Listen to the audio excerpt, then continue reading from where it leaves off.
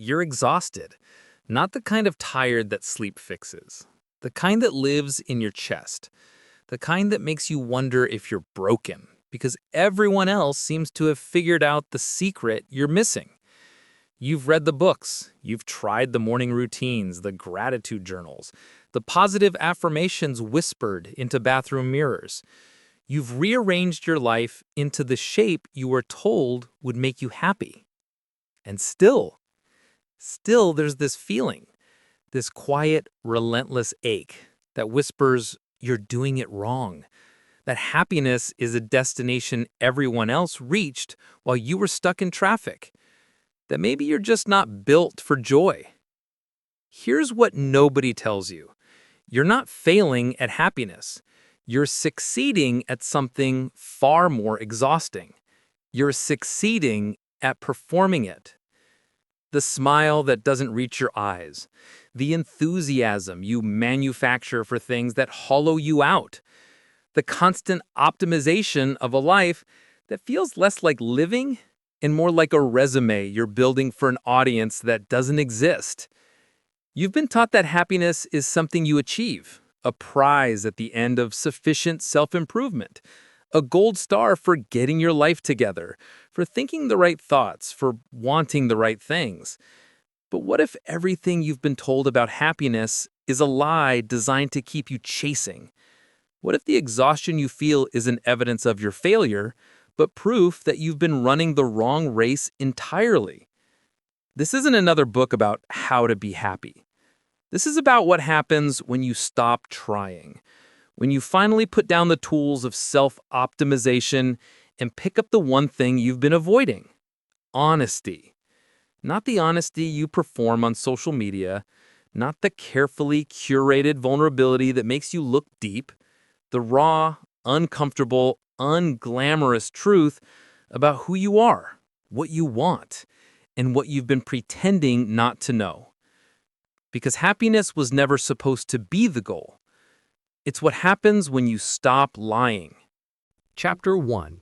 The Lie You Keep Buying. Picture yourself at the grocery store, standing in the checkout line, scrolling through your phone while the person in front of you counts exact change.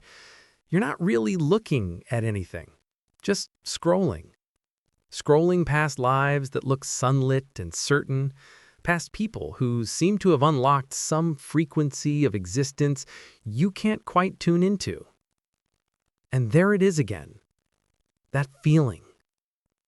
You can't name it, but you know its shape. It's the hollow place between what your life looks like and what it feels like.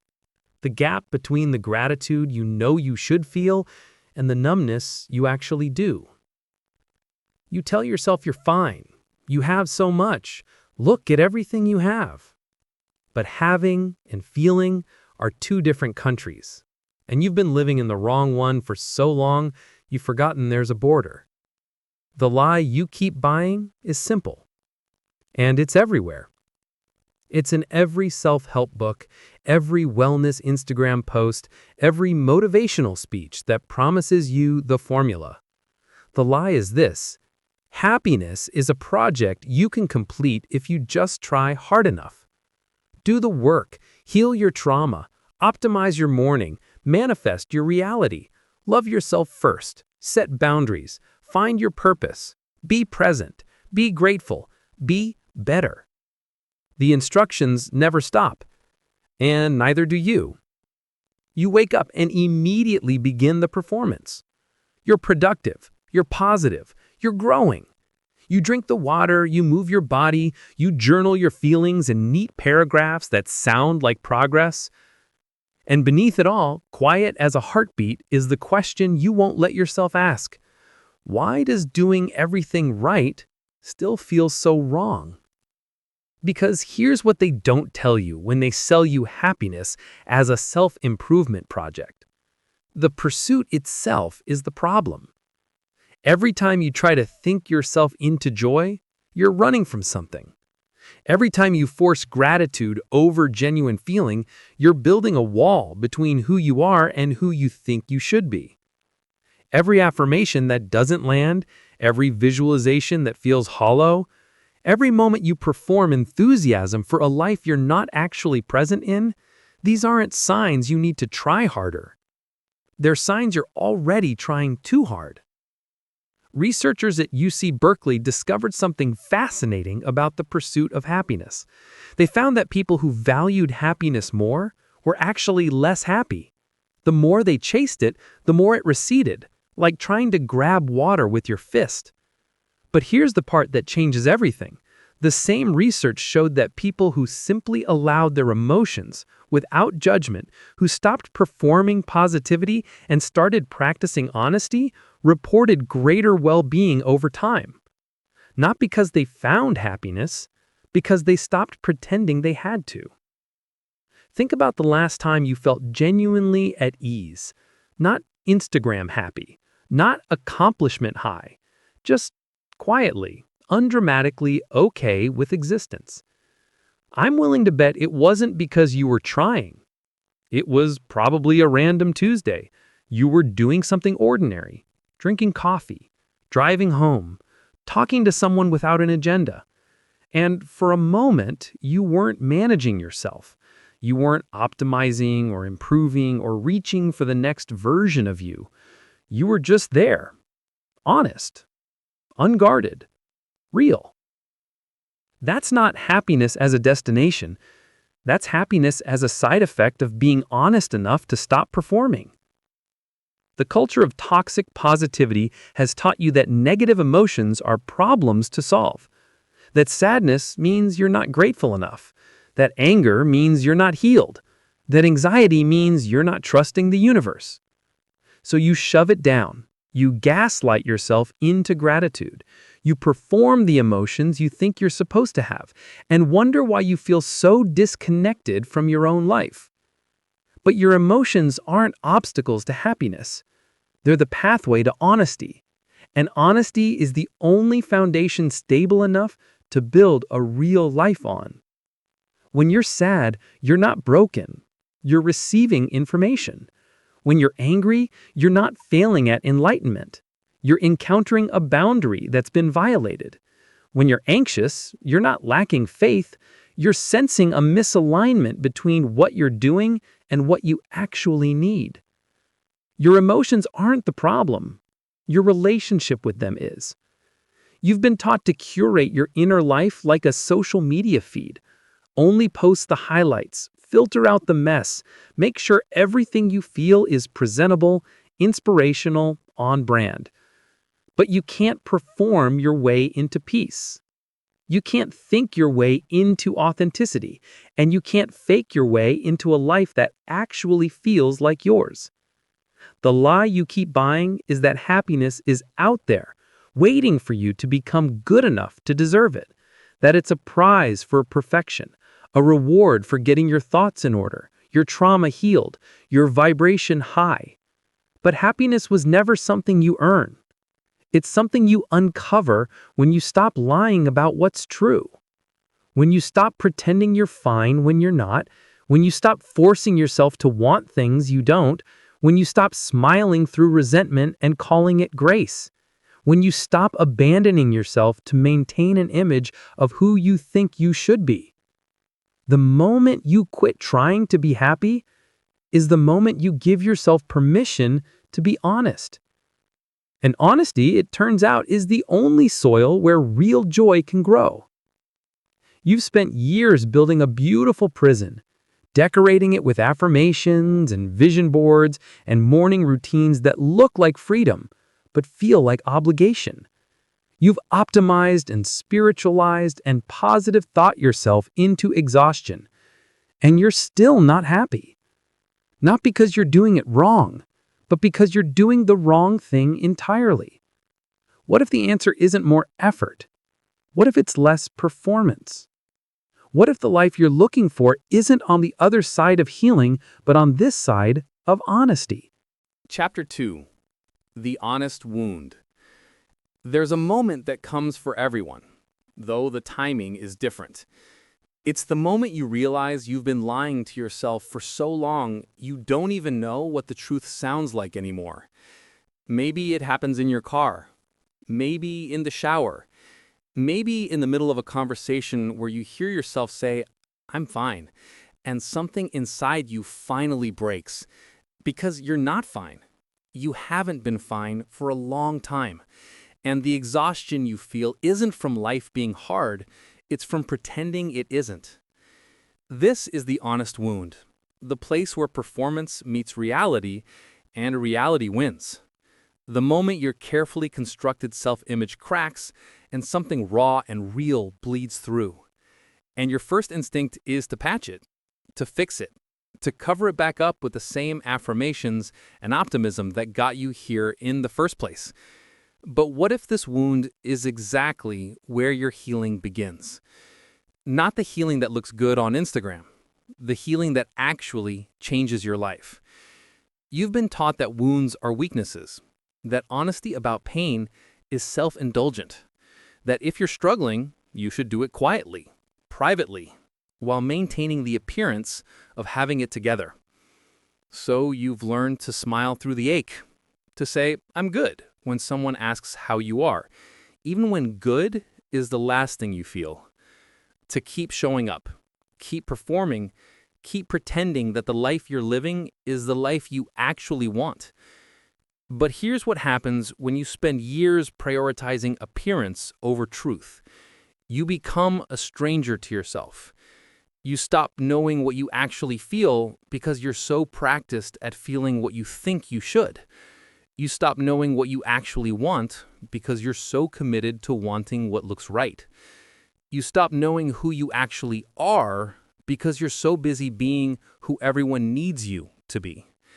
And then one day, you wake up in a life that looks perfect on paper and feels completely hollow. That's the honest wound. It's not the wound of what happened to you. It's the wound of what you've done to yourself by refusing to acknowledge what's true. Psychologist Carl Rogers spent his career studying what he called congruence, the alignment between your inner experience and your outer expression.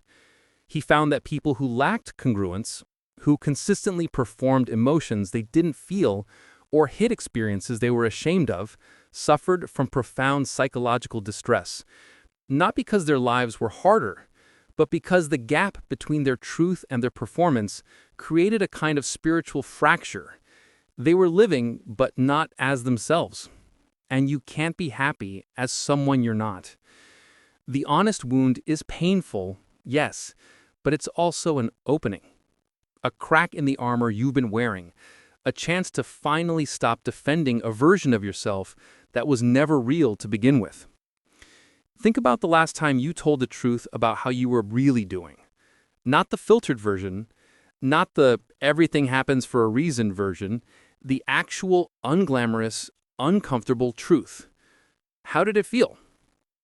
Scary, probably. Vulnerable. Maybe even shameful. But also liberating. Because honesty, even when it hurts, is always more spacious than pretending. When you tell the truth, you stop carrying the weight of the lie. You stop spending energy maintaining an image. You stop performing for an audience that doesn't exist and start living for the one person who does. You. The honest wound asks you to acknowledge what you've been avoiding. That you're unhappy in your relationship. That you hate your job, that you're lonely even though you're surrounded by people, that you're terrified you've wasted years chasing goals that were never actually yours, that you don't know who you actually are underneath the roles you play.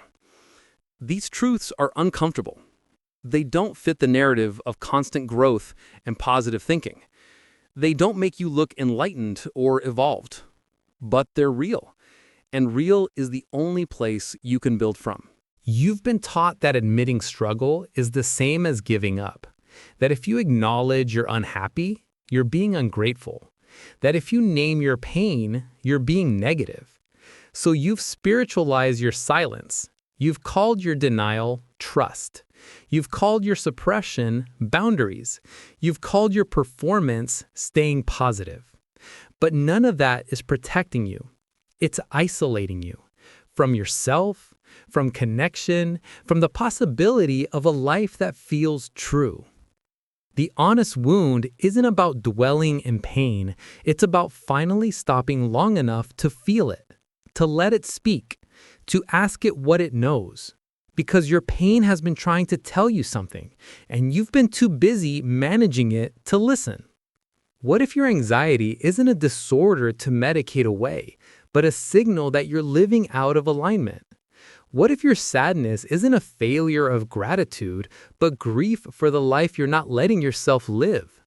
What if your anger isn't a flaw in your character, but a healthy response to boundaries that have been violated for too long? Your emotions aren't the enemy, they're the compass. And honesty is how you learn to read them. The work isn't to feel better, it's to feel accurately. To stop performing emotions you think make you acceptable and start honoring the ones that are actually true.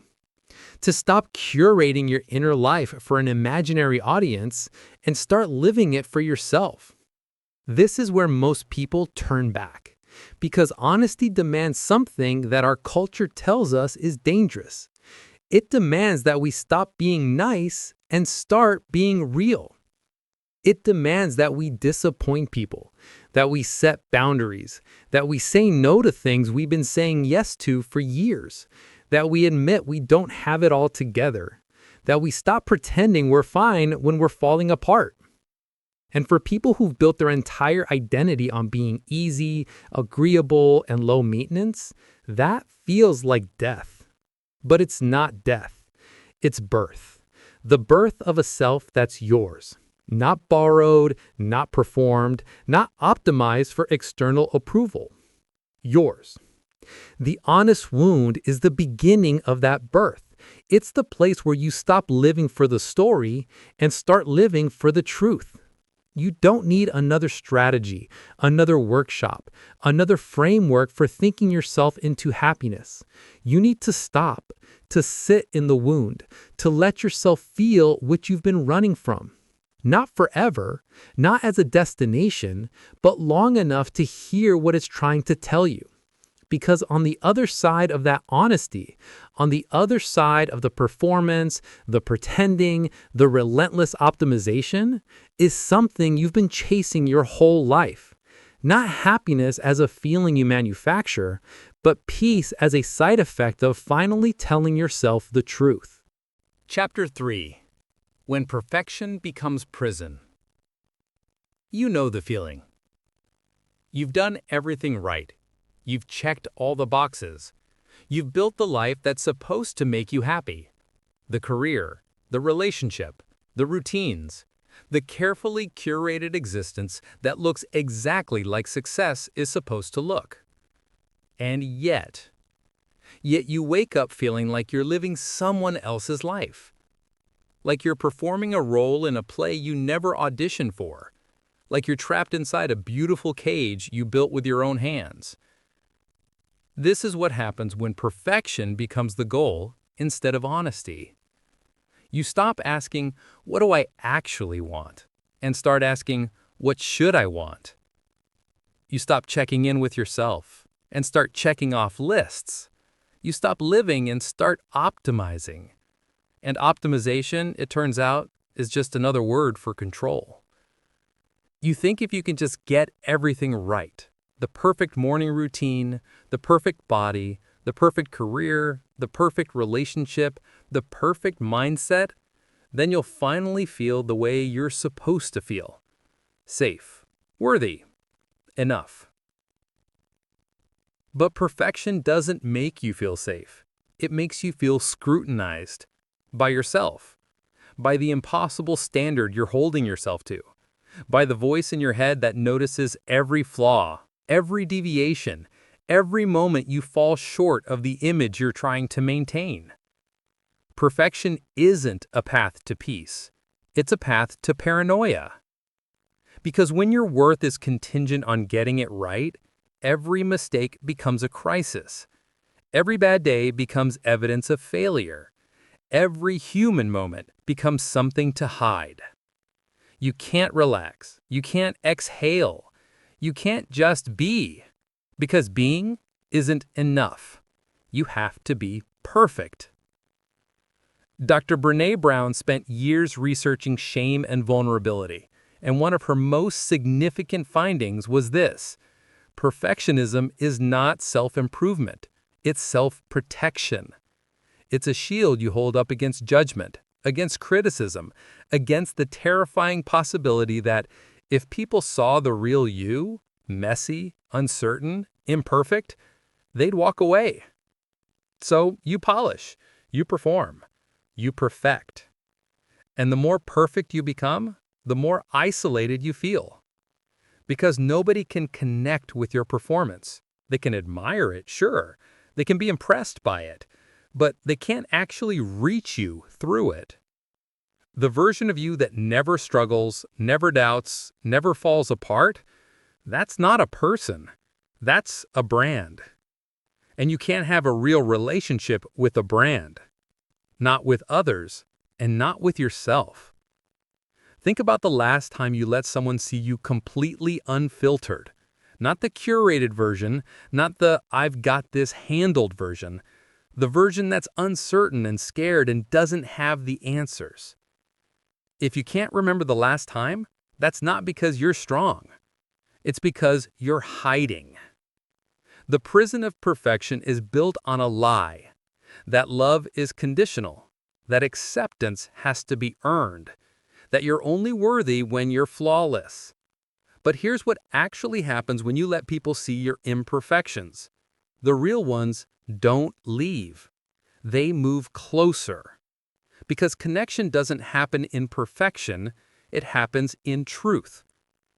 When you share your struggle, you give others permission to share theirs. When you admit you don't have it together, you create space for honesty.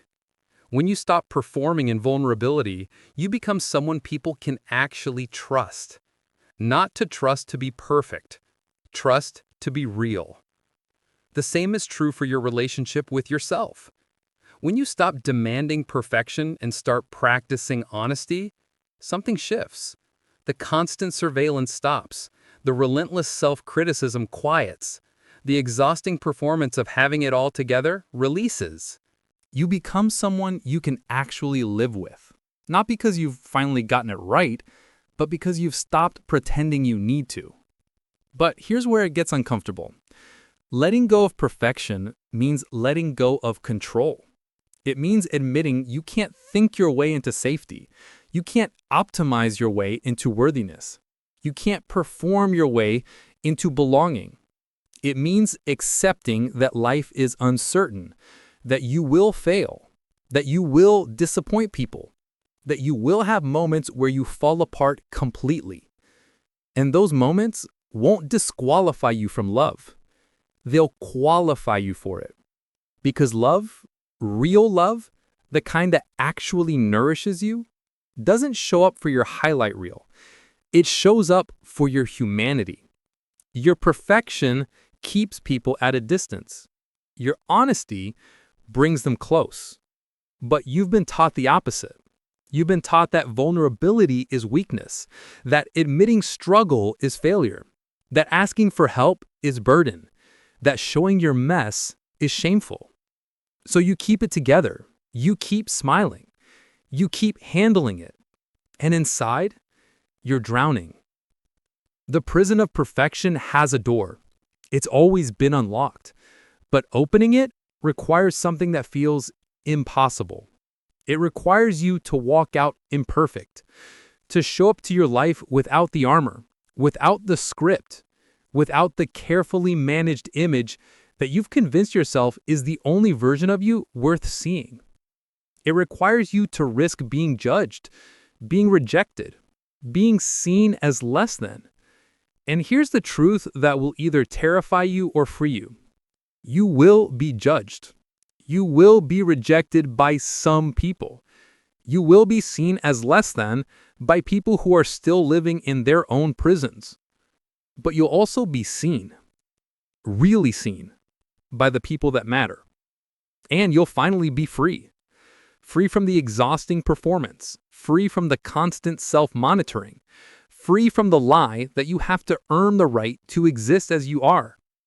Imagine what you could do with all the energy you're spending on perfection, all the mental space you're using to manage your image, all the emotional bandwidth you're burning trying to control how people perceive you, all the life force you're directing toward being impressive instead of being honest. What if you redirected all of that toward actually living, toward creating something that matters to you, not something that looks good, toward relationships that feel real, not relationships that look right, toward work that fulfills you, not work that impresses people, toward a life that's yours? The prison of perfection promises you safety, but it delivers isolation. It promises you worth, but it delivers exhaustion. It promises you love, but it delivers performance anxiety. And you've been inside long enough to know this isn't living. This is hiding. You don't need to be perfect to be worthy of love. You need to be honest to experience it. You don't need to have it all together to be valuable. You need to be real to be trusted. You don't need to optimize yourself into an impossible standard. You need to accept yourself as you actually are. Not as a final destination, not as giving up on growth, but as the foundation.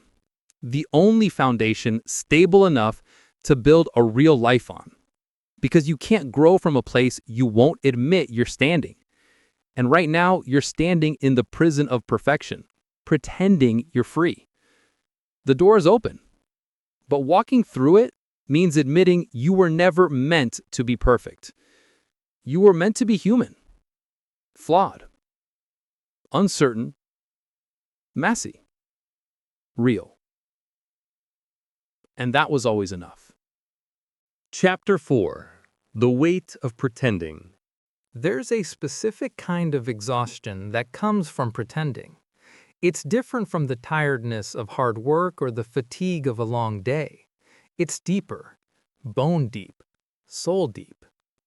It's the weight of maintaining a version of yourself that isn't real.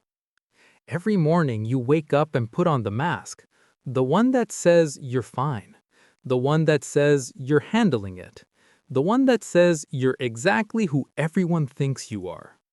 And every night you take it off in private and feel the toll. The weight of pretending isn't dramatic. It doesn't announce itself. It accumulates slowly, like debt you don't realize you're accruing until the bill comes due. And one day, you can't get out of bed. Or you can, but you don't know why you're bothering. Or you're standing in your kitchen, coffee in hand, and you realize you can't remember the last time you felt like yourself. Because you haven't been yourself. You've been the version you think you need to be to keep everything from falling apart. The version that's strong for everyone else. The version that doesn't complain. The version that's grateful and positive and fine. Always fine, even when fine is the furthest thing from the truth. You've been performing stability while drowning inside. And the water is rising. Here's what nobody tells you about pretending. It doesn't just exhaust you. It erases you. Every time you say, "I'm fine," when you're not, you disappear a little. Every time you smile through pain, you lose a little more of yourself. Every time you perform enthusiasm for a life you're not present in, you drift further from the person you actually are. And then one day, you look in the mirror and don't recognize who's looking back. Not because you've changed, but because you've been hiding for so long, you've forgotten what you look like without the mask. Psychologists call this emotional labor, the work of managing your feelings to meet external expectations. It was first studied in service workers, people who had to smile and be pleasant regardless of how they actually felt. And researchers found something striking. Chronic emotional labor leads to burnout, depression, and a phenomenon called depersonalization, a feeling of being disconnected from yourself. You become a character you're playing instead of a person you're being. And the performance is killing you. Think about how much of your day is spent managing other people's perceptions of you. The way you phrase your emails to sound just the right amount of professional but not cold. the way you curate your social media to show the life you want people to think you're living, the way you manufacture enthusiasm in meetings for projects you don't care about, the way you laugh at jokes that aren't funny, the way you agree with opinions you don't hold, the way you shrink yourself to make others comfortable. Now, think about how little time you spent actually checking in with yourself, with what you're really feeling, what you actually want, what's true. You've outsourced your sense of self to other people's expectations, and in return, you've received approval. But approval isn't the same as being known, and being liked isn't the same as being loved. The version of you that everyone approves of isn't you. It's a carefully constructed avatar designed to avoid rejection. It's a defense mechanism, a survival strategy. And it worked for a while. It kept you safe, it kept you included, it kept people from seeing the parts of you that you were convinced were too much or not enough. But safety isn't the same as freedom, and inclusion based on pretending isn't the same as belonging. Real belonging happens when you show up as you are and you're still welcomed. When you don't have to edit yourself to be accepted. When your presence, not your performance, is enough. But you can't experience that kind of belonging while you're pretending. Because the version of you that people are accepting isn't real. It's a projection, a performance, a carefully managed image. And deep down, you know it. That's why the compliments don't land, why the praise feels hollow, why success doesn't satisfy you the way it should. Because they're celebrating someone who doesn't exist. And the real you, the one beneath the performance, is still waiting to be seen. The weight of pretending is heaviest in the moments when you're supposed to be happy. The promotion you worked for, the relationship you wanted, the achievement you chased. You finally get it, and instead of joy, you feel nothing. Or worse, you feel like a fraud. Because you know the version of you that earned this isn't the whole truth. It's the polished version. The version that hid the doubt, the fear, the uncertainty. The version that pretended to have it together even when you were falling apart. So the success feels stolen, like you cheated somehow. Like if people knew the real you, they take it all back. This is imposter syndrome. And it's not a flaw in your psychology. It's a reasonable response to living a dishonest life. When you pretend to be someone you're not, of course you feel like an imposter. You are one. Not because you're incapable, but because you're hiding. The antidote to imposter syndrome isn't more confidence. It's more honesty. It's showing up as you actually are. Uncertain, imperfect, still figuring it out, and discovering that you're valuable anyway. It's letting people see your process, not just your results. Your struggles, not just your wins. Your humanity, not just your highlight reel. But that requires something you've been avoiding. Vulnerability. And vulnerability feels dangerous when you've spent your whole life believing that your worth is conditional. That you're only valuable when you're impressive. Only lovable when you're easy. Only acceptable when you're perfect. So you keep pretending. Keep performing. Keep carrying the weight. Until one day the weight becomes unbearable. And you have a choice. You can keep pretending and let it crush you, or you can set it down and risk being seen as you are. Most people choose to keep carrying it because at least the weight is familiar. At least pretending is predictable. The unknown of honesty feels too risky, too exposing, too likely to result in rejection. But here's what actually happens when you stop pretending. You don't lose everything. You lose the people who were only interested in your performance, the relationships that required you to hide, the achievements that demanded you be someone you're not. And at first, that feels like loss. But what you gain is something you've been searching for your entire life. The possibility of being loved as you actually are. Not for what you do, not for how well you perform, not for how little space you take up, or how easy you are to deal with. For you, the real you. Messy, uncertain, imperfect, human.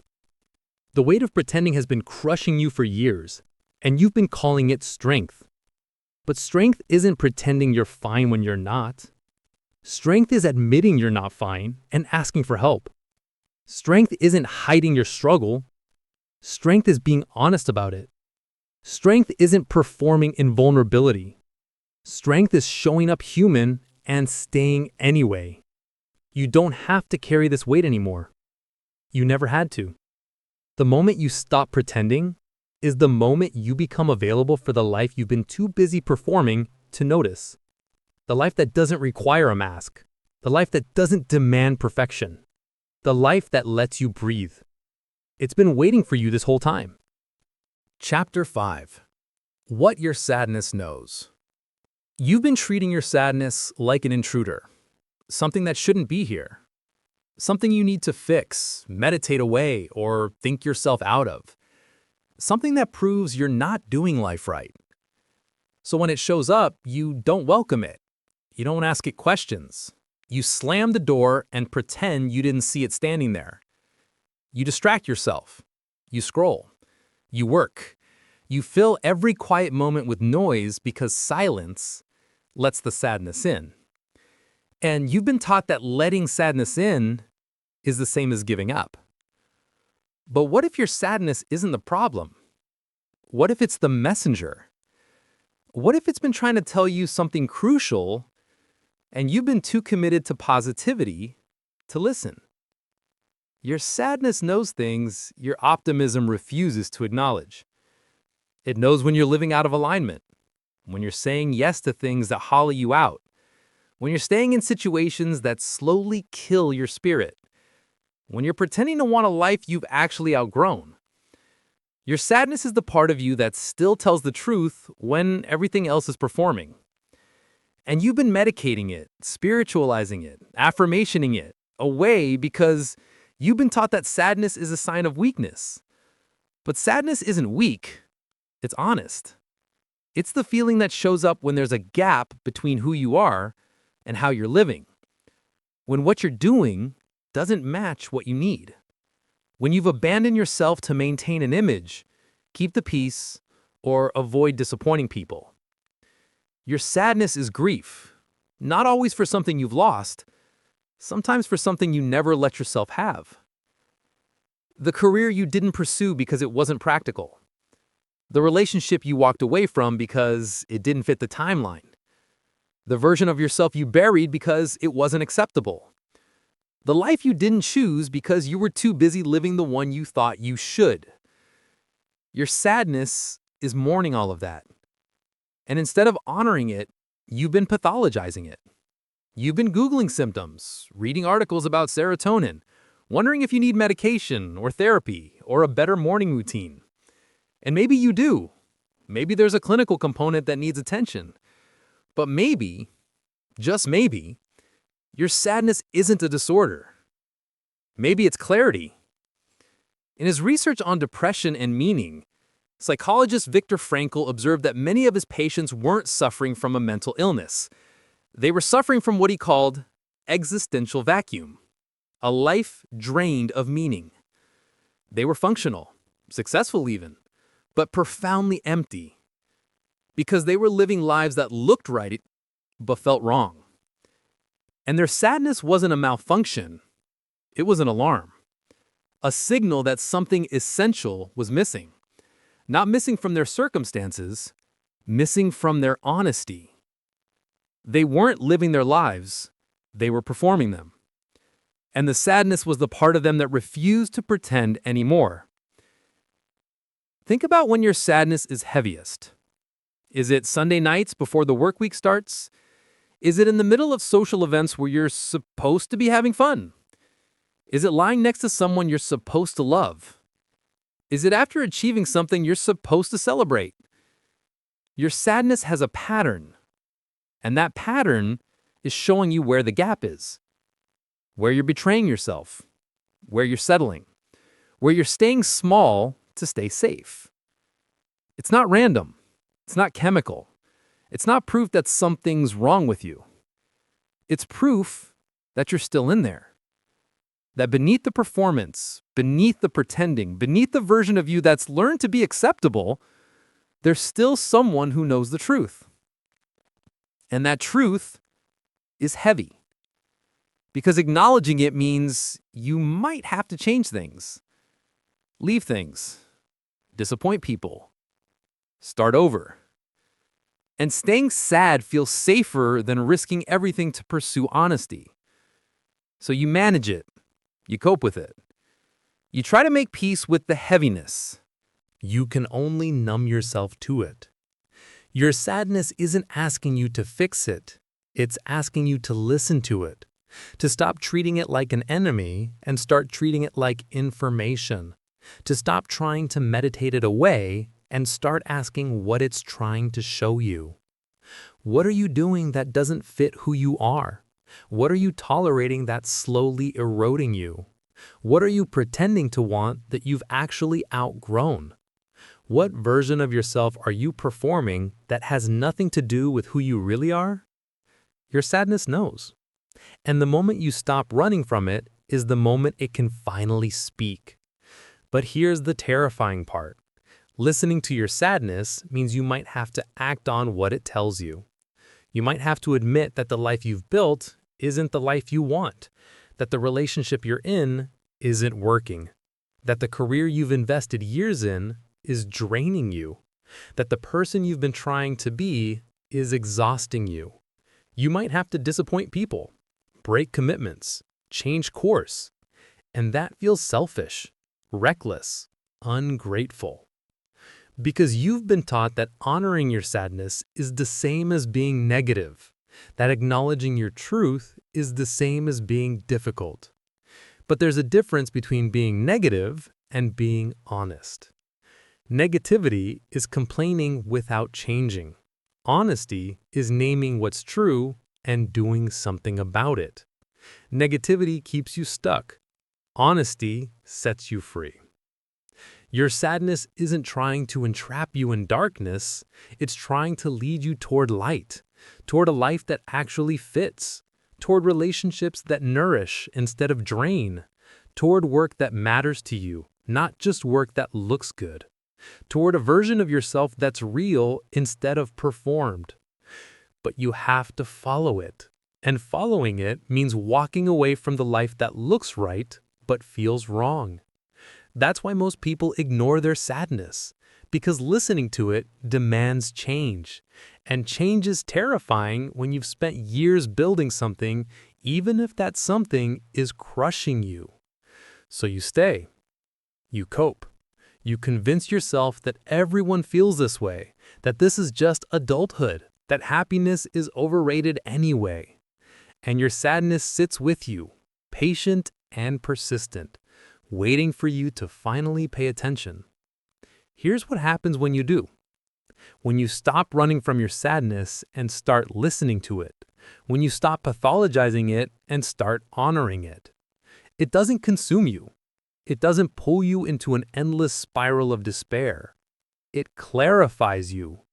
It shows you, with brutal precision, what needs to change, what needs to end, what needs to begin. And yes, that's uncomfortable. Yes, it disrupts the carefully constructed life you've been maintaining. But discomfort is not the same as harm. And disruption is not the same as destruction. Sometimes the kindest thing you can do for yourself is let everything that isn't true fall apart. Your sadness has been pointing you toward that truth for years.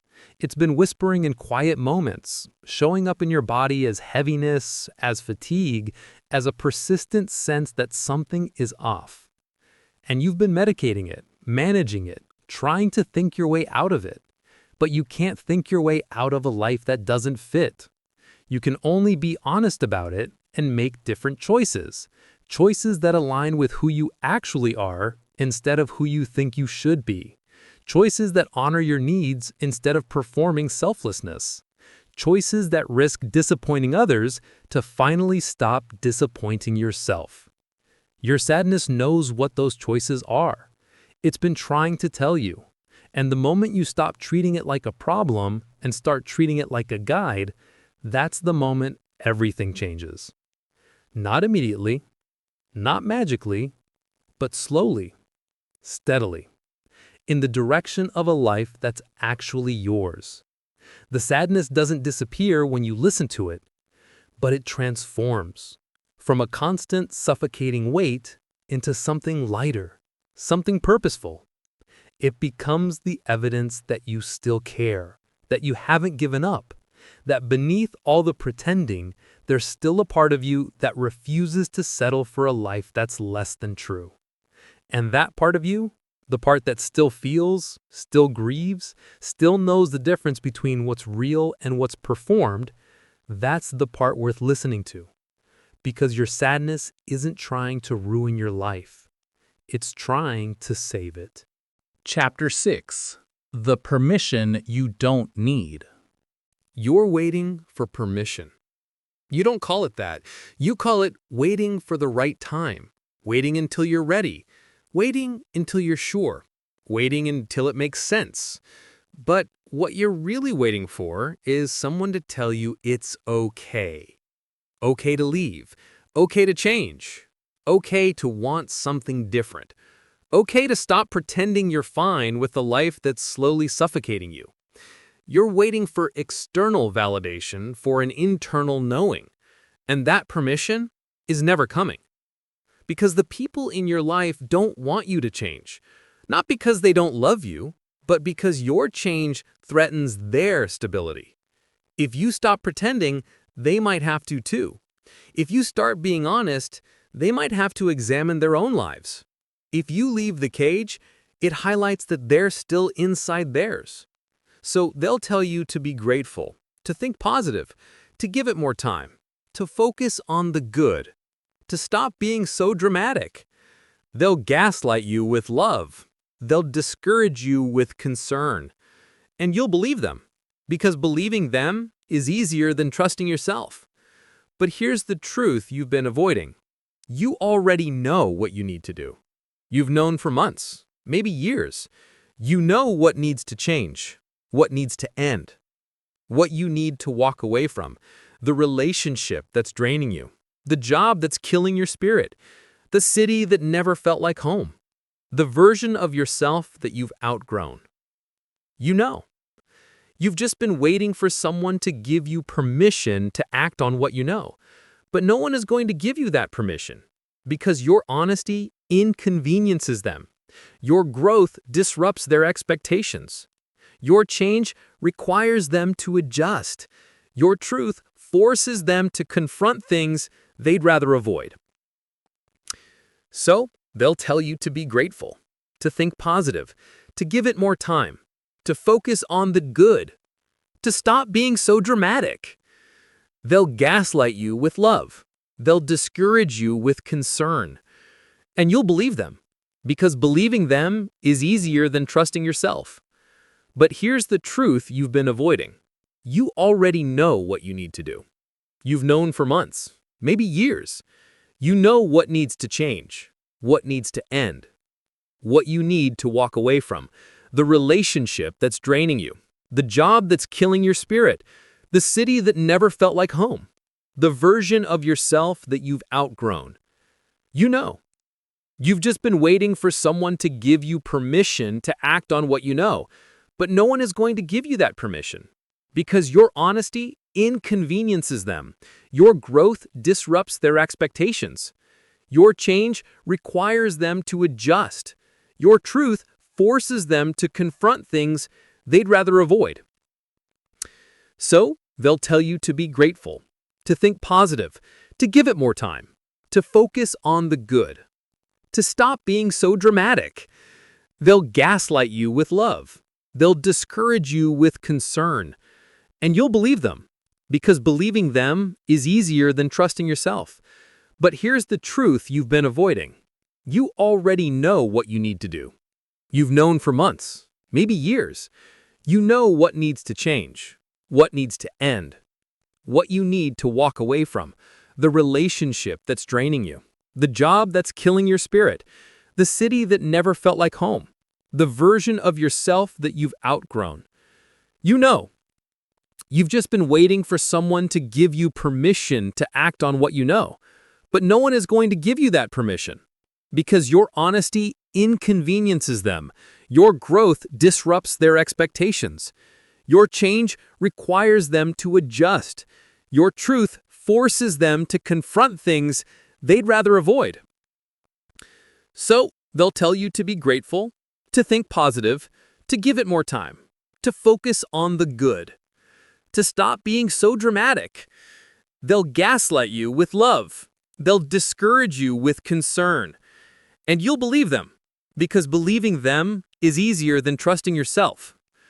But psychologist Eric Fromm wrote about what he called the fear of freedom, the tendency for people to choose familiar suffering over the uncertainty of liberation. He observed that people would rather stay in situations they've outgrown, even when those situations harm them, than face the unknown of change. Not because they're weak, but because freedom is terrifying. It means you're no longer controlled by external expectations. You're no longer following a script. You're no longer waiting for someone else to decide your life for you. You're on your own, making choices no one can make for you, living with consequences no one will ever bear. That's freedom, and it's lonely as hell. No wonder you've been waiting for permission. Permission means you're not alone in the choice. Someone else validated it. Someone else said it was okay. But waiting for that permission keeps you small, keeps you stuck, keeps you living a life that belongs to everyone's expectations except your own. Think about what you would do if you didn't need anyone's permission.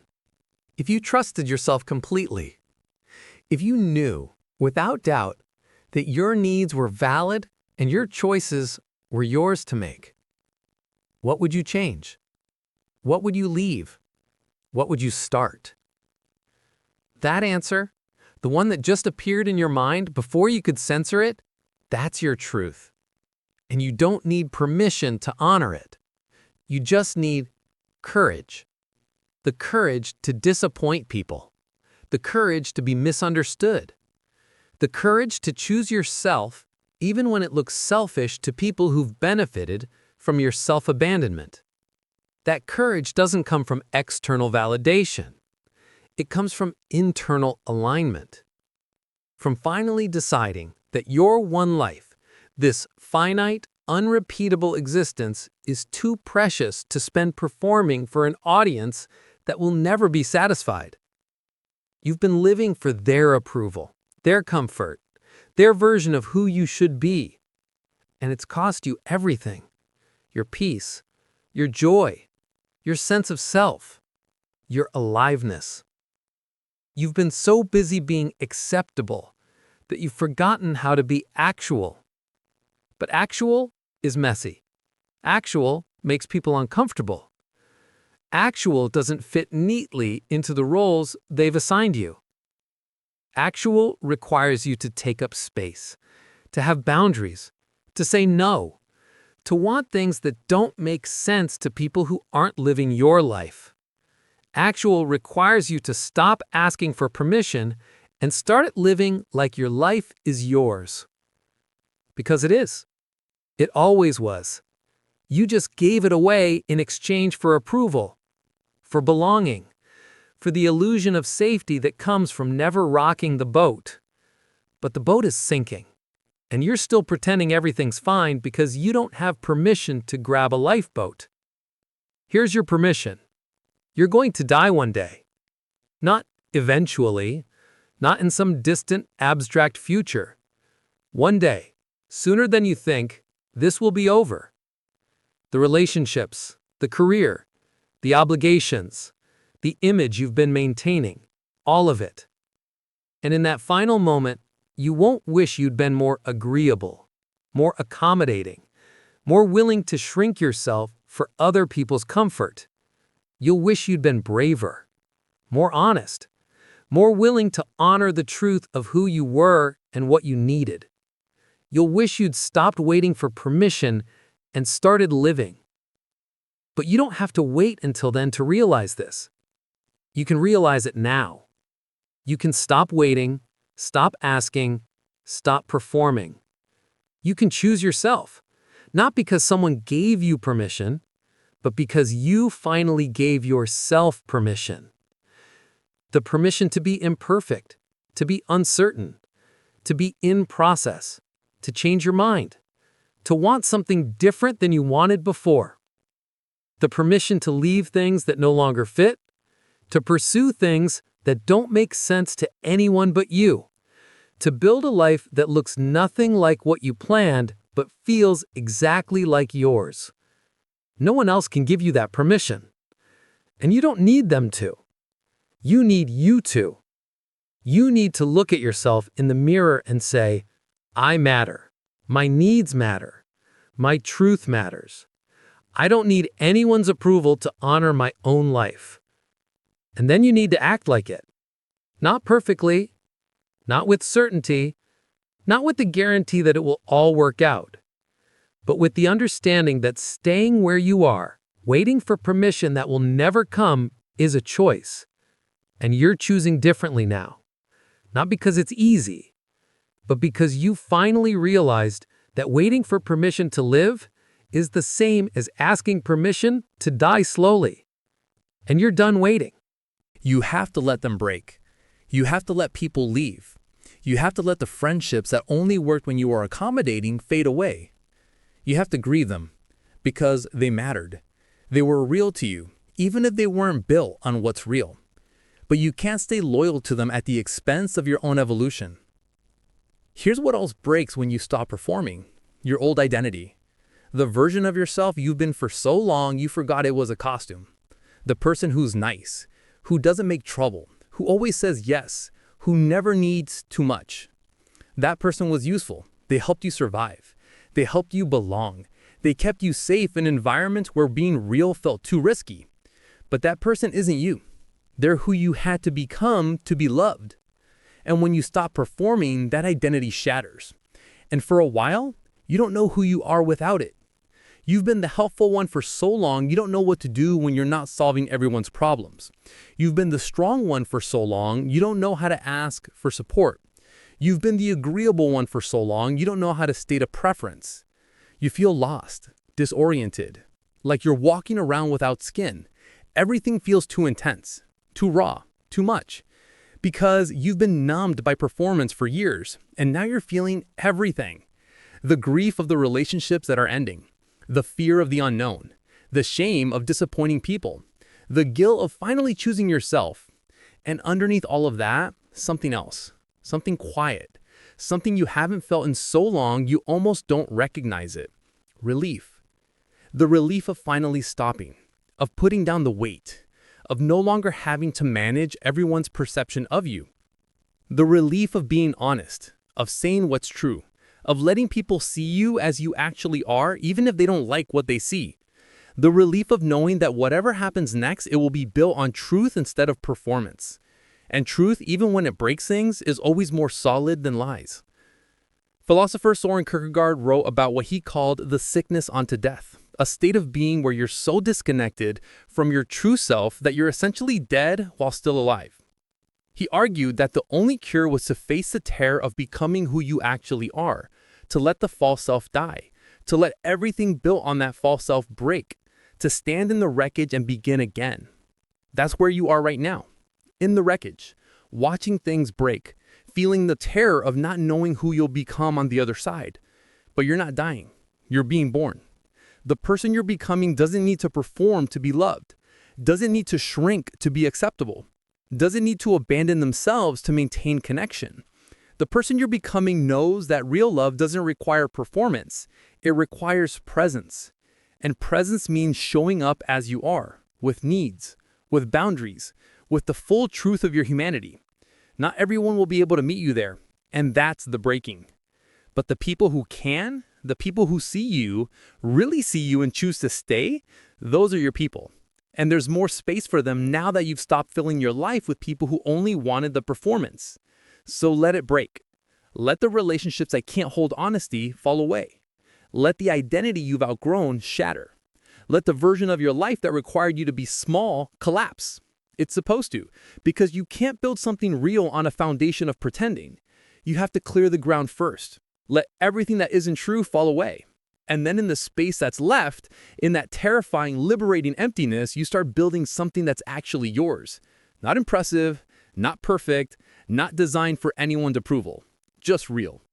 And real, it turns out, is the only thing that doesn't break when you stop performing. Because it was never held together by your effort in the first place. It was just true. And truth doesn't need you to maintain it. It just needs you to honor it. That you're not enough until you achieve, improve, optimize, transform. So you kept following it, kept striving, kept sacrificing your present for a promised future that never arrives. And now you're exhausted. Not because you didn't try hard enough, but because you tried too hard at the wrong things. You've been building a life that looks impressive and feels hollow. A life that makes sense to everyone else and makes you miserable. And the only way to stop is to burn the blueprint. To stop following someone else's design for your life and start trusting your own knowing. But here's what makes this terrifying. Burning the blueprint means you don't have a map anymore. You don't have a clear path. You don't have external validation. You don't have the comfort of knowing you're doing it right. You just have yourself, your truth, your needs, your intuition. And you've been taught not to trust those things. You've been taught that your intuition is irrational, that your needs are selfish, that your truth is just your opinion, and someone else's blueprint knows better. So you kept following the map, even as it led you further from yourself. But what if your intuition isn't irrational? What if it's the only reliable compass you have? What if your needs aren't selfish? What if honoring them is the only way to show up whole for yourself and others? What if your truth isn't just your opinion? What if it's the most important information you have access to? Burning the blueprint means trusting yourself more than you trust the culture that's been programming you since birth. It means questioning everything you thought you knew about success, about worth, about what a good life looks like. It means being willing to disappoint people who are still following their blueprints and can't understand why you're burning yours. It means being willing to look lost, to look like you're failing, to look like you're throwing away everything you've built. Because from the outside, that's what it looks like when you finally stop performing and start living. Think about what your life would look like without the blueprint. If you didn't have to prove your worth through achievement, if you didn't have to earn your rest, if you didn't have to optimize every moment or justify every choice, if you could just exist as you are, doing what feels true instead of what looks right, what would you do differently? Would you work less? Would you create more? Would you leave the relationship you've been maintaining for appearance's sake? Would you move to the place that calls you even though it doesn't make sense on paper? Would you finally let yourself want what you actually want instead of what you're supposed to want? That answer, the one rising in you right now, that's the life on the other side of the blueprint. But you can't build that life while you're still following the old design. You have to burn it first. You have to let go of the idea that there's a right way to do this, that someone else has the answers, that if you just follow the steps, you'll finally arrive at happiness. You have to accept that there is no arrival. There's only the journey. And the journey only becomes yours when you stop following someone else's map. Burning the blueprint doesn't mean you become reckless. It doesn't mean you abandon responsibility or stop caring about consequences. It means you stop outsourcing your authority to external standards and start making choices based on internal alignment. It means you ask different questions. Not what will people think, but what feels true. Not what's the smart move, but what honors who I actually am. Not what should I do, but what do I need? Those questions don't have easy answers. They don't fit neatly into a plan. They require you to sit with uncertainty and trust yourself anyway. But they lead you toward a life that's actually yours. The blueprint led you toward a life that looks good in photos and feels dead inside. And you've been living there long enough to know this isn't it. This isn't why you're here. You're not here to be productive. You're not here to be impressive. You're not here to follow someone else's design for a successful life. You're here to be alive. Fully. Honestly. As yourself. And that requires burning the blueprint. Not someday, not when you have more clarity, not when it's safer or more convenient. Now. While you still have time, while you still have the energy, while there's still enough of you left that hasn't been completely consumed by the performance. Burn it. And in the space where the blueprint used to be, in that wide, terrifying, liberating emptiness, start building something real. Something that fits. Something that breathes. Something that's yours. Not because someone told you that's what a good life looks like, but because it feels true. And truth, it turns out, is the only foundation worth building on. Love what you're hearing? Hit that subscribe button and join our community of audiobook lovers. Your support helps us bring you more amazing stories. Chapter 8. The Conversation You're Avoiding. There's a conversation you need to have. You know the one. You've been rehearsing it in your head for months, maybe years. You've imagined every version of it, how you'll start, what you'll say, how they'll react. You've played out the best-case scenario and the worst. You've prepared your defense. You've anticipated their hurt, their anger, their disappointment. You've done everything except have the actual conversation. Because having it makes it real. Right now, it's just a thought, a possibility, something you're considering. But the moment you speak it out loud, it becomes something you can't take back. And you're terrified of what happens next.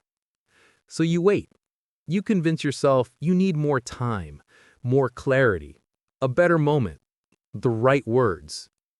But the right moment never comes. The perfect words don't exist. And the waiting is costing you more than you realize. Because every day you don't have this conversation, you lose a little more of yourself. Every day you pretend everything's fine when it's not, you drift further from your truth. Every day you avoid the discomfort of honesty, you choose the slow death of pretending. And pretending is killing you. The conversation you're avoiding is different for everyone. Maybe it's telling your partner you're not happy, that the relationship you're in isn't working, that you need something to change, or you need to leave. Maybe it's telling your boss you're quitting, that you can't keep doing work that drains you, that the paycheck isn't worth the price you're paying. Maybe it's telling your parents you're not the person they raised you to be, that their expectations aren't your own, that you need to disappoint them to stop disappointing yourself. Maybe it's telling your friend that the relationship has become one-sided, that you're tired of being the one who always shows up, that you need reciprocity or you need space. Or maybe it's the hardest conversation of all, the one you need to have with yourself, the one where you finally admit what you've been denying, that you're not okay, that this isn't working, that you can't keep living like this, that something has to change. Whatever the conversation is, you know it needs to happen. You feel it every time you're with the person you need to talk to. The words sit in your throat, heavy and unspoken. The truth presses against your chest, demanding to be released. But you swallow it, you smile, you keep the peace, and you tell yourself you're being kind. But silence isn't kindness. It's cowardice disguised as consideration. You're not protecting them by avoiding the conversation. You're protecting yourself from their reaction, from their disappointment, their anger, their disappointment. You're avoiding the discomfort of being honest because honesty feels cruel when someone might be hurt by it. But this honesty is crueler because every day you pretend, you're lying to them and to yourself. You're living a false version of your relationship. You're giving them a connection that isn't real. And when the truth finally comes out, and it always does, it won't just hurt them. It will devastate them. Because you'll have wasted their time. Let them believe in something that wasn't true. Let them invest in a future that was never going to happen. The longer you wait, the worse it gets. The conversation you're avoiding won't get easier with time. It will get harder. Because the longer you avoid it, the more resentment builds, the more you feel trapped, the more the other person remains unaware of the truth you're carrying. And the bigger the gap becomes between what is and what they think is. Psychologist Harriet Lerner writes about what she calls the underground resentment that builds when we avoid difficult conversations. We think we're being nice by not rocking the boat, but what we're actually doing is letting toxicity accumulate beneath the surface. And eventually, that toxicity leaks out in passive-aggressive comments, in emotional withdrawal, in inexplicable irritation, in the slow erosion of connection. The relationship dies anyway. But instead of an honest death, it gets a slow, painful one, where both people are confused about what went wrong because neither had the courage to say what was true. You think you're sparing them by staying silent, but you're not sparing them anything except the opportunity to respond to reality. You're making their choices for them, deciding they can't handle the truth, deciding you know what's best for them. And in the process, you're denying them agency, treating them like they're too fragile for honesty. But people are stronger than you think, and they deserve the truth more than they deserve your protection. They deserve the chance to know what's real, to respond, to adjust, to make their own choices based on accurate information. And you deserve to stop carrying the weight of words you won't speak. Here's what you need to understand. The conversation you're avoiding is a gift. Not for them, for you. It's the moment you choose honesty over comfort, truth over performance, integrity over image. It's the moment you finally value your own truth more than someone else's feelings. And that sounds harsh. It sounds selfish. It sounds like exactly the kind of thing you've been taught not to do. But it's not selfish to be honest. It's essential. Because you can't have real relationships without honesty. You can't have real intimacy without truth. You can't have real connection when one person is performing and the other doesn't know it. The relationship you're protecting by avoiding this conversation isn't real.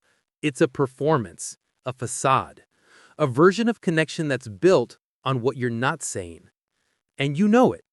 That's why you feel so alone even when you're with them, why you feel disconnected even in moments of supposed closeness, why you feel like you're playing a role instead of being yourself.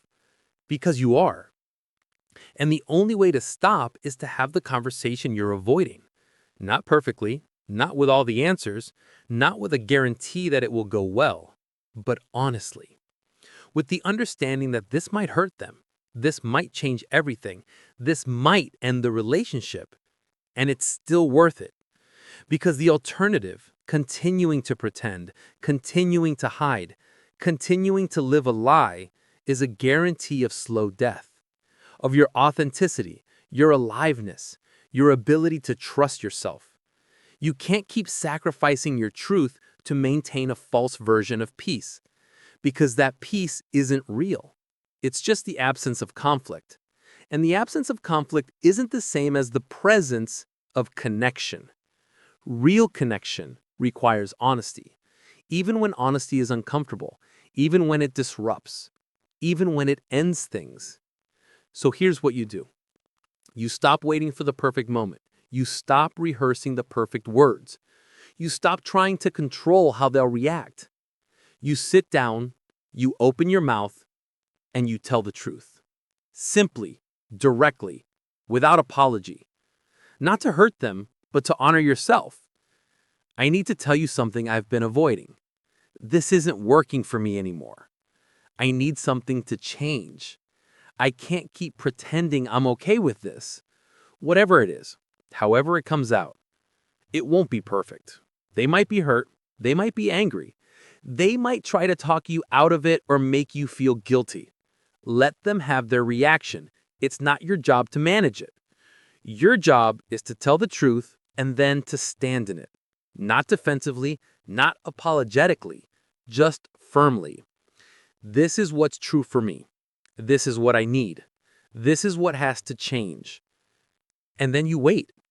You wait to see if they can meet you in that honesty, if they can hear you, if they're willing to engage with what's real instead of what's comfortable. And if they can't, if they shut down, if they attack, if they refuse to acknowledge your truth, you have more information. Information about whether this relationship can hold honesty, whether this person can handle your full humanity, whether this connection is strong enough to survive truth.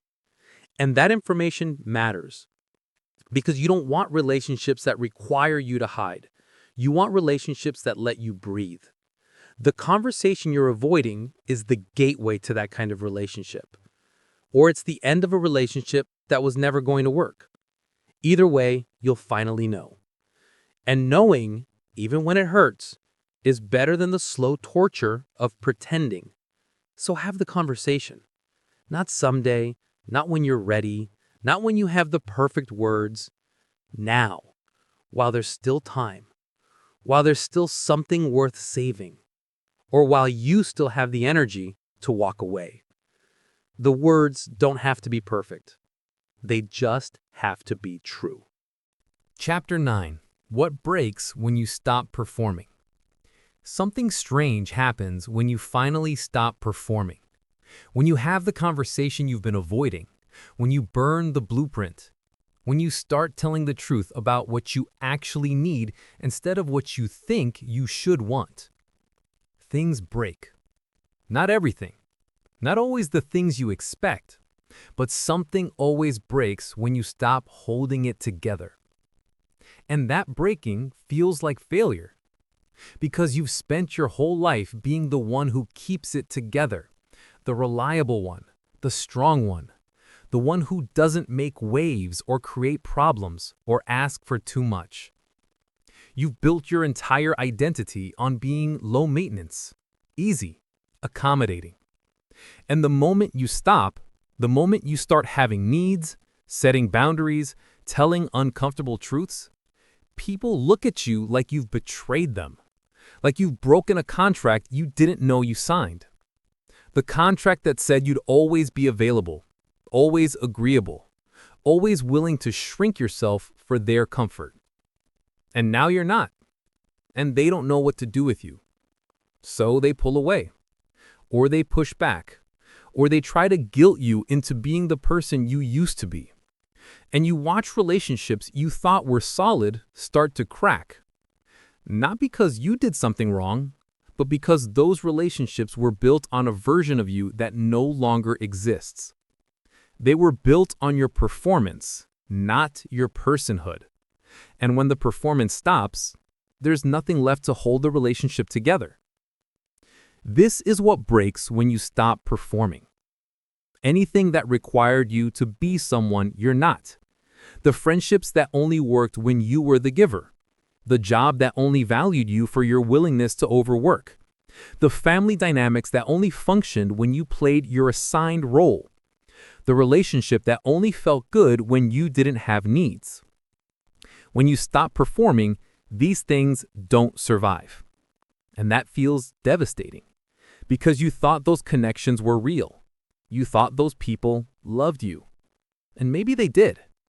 But they loved the performed version, the easy version, the version that never challenged them or asked them to grow or required them to show up differently.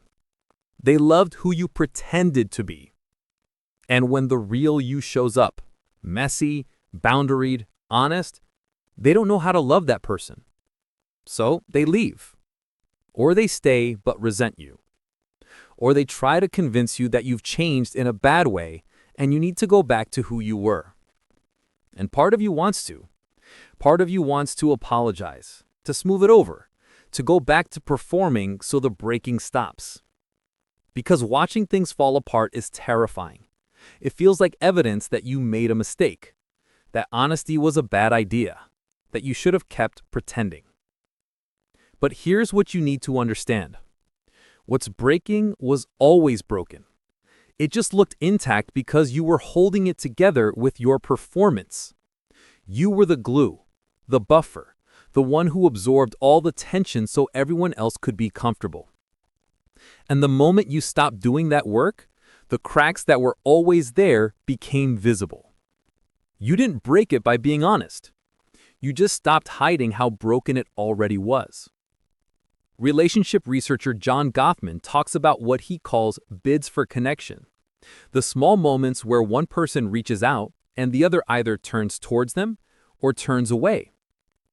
When you were performing, you were constantly turning towards everyone else, meeting their bids, attending to their needs, making yourself available. But when you stopped performing, when you started making your own bids, asking for support, expressing your needs, setting boundaries, many of the people in your life turned away. Not because they're bad people, but because the relationship was never designed for reciprocity. It was designed for you to give and them to receive. And when you stopped giving in that way, the relationship had no foundation. So it broke. And that breaking reveals something crucial. Not everyone in your life is meant to stay for the next chapter. Some people are in your life for a season, for a specific phase, for who you were then, not who you're becoming now. And that's okay. It's painful, but it's okay.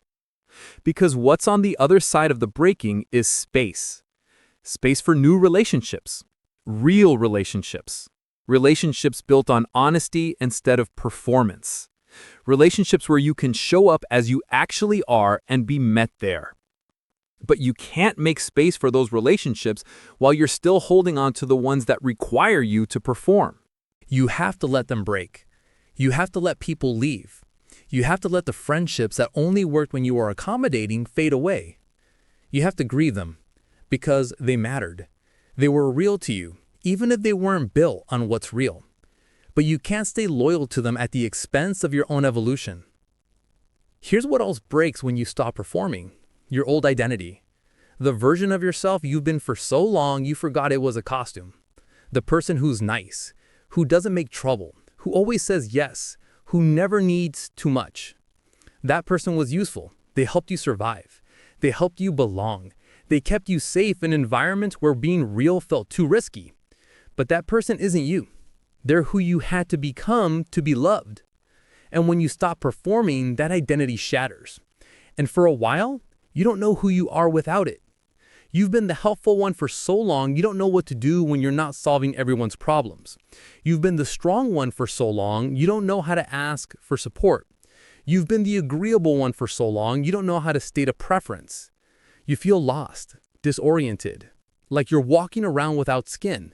Everything feels too intense, too raw, too much. Because you've been numbed by performance for years, and now you're feeling everything. The grief of the relationships that are ending. The fear of the unknown, the shame of disappointing people, the guilt of finally choosing yourself, and underneath all of that, something else, something quiet, something you haven't felt in so long you almost don't recognize it. Relief. The relief of finally stopping, of putting down the weight, of no longer having to manage everyone's perception of you. The relief of being honest, of saying what's true, of letting people see you as you actually are, even if they don't like what they see. The relief of knowing that whatever happens next, it will be built on truth instead of performance. And truth, even when it breaks things, is always more solid than lies. Philosopher Soren Kierkegaard wrote about what he called the sickness unto death, a state of being where you're so disconnected from your true self that you're essentially dead while still alive. He argued that the only cure was to face the terror of becoming who you actually are, to let the false self die, to let everything built on that false self break, to stand in the wreckage and begin again. That's where you are right now, in the wreckage, watching things break, feeling the terror of not knowing who you'll become on the other side. But you're not dying. You're being born. The person you're becoming doesn't need to perform to be loved, doesn't need to shrink to be acceptable, doesn't need to abandon themselves to maintain connection. The person you're becoming knows that real love doesn't require performance. It requires presence. And presence means showing up as you are, with needs, with boundaries, with the full truth of your humanity. Not everyone will be able to meet you there, and that's the breaking. But the people who can, the people who see you, really see you and choose to stay, those are your people. And there's more space for them now that you've stopped filling your life with people who only wanted the performance. So let it break. Let the relationships that can't hold honesty fall away. Let the identity you've outgrown shatter. Let the version of your life that required you to be small collapse. It's supposed to, because you can't build something real on a foundation of pretending. You have to clear the ground first. Let everything that isn't true fall away.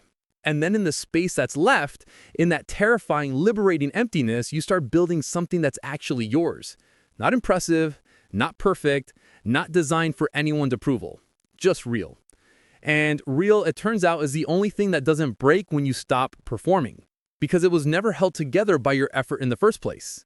It was just true. And truth doesn't need you to maintain it. It just needs you to honor it. Chapter 10. The Silence After the Storm. There's a silence that comes after everything breaks. After you've had the conversations. After you've set the boundaries.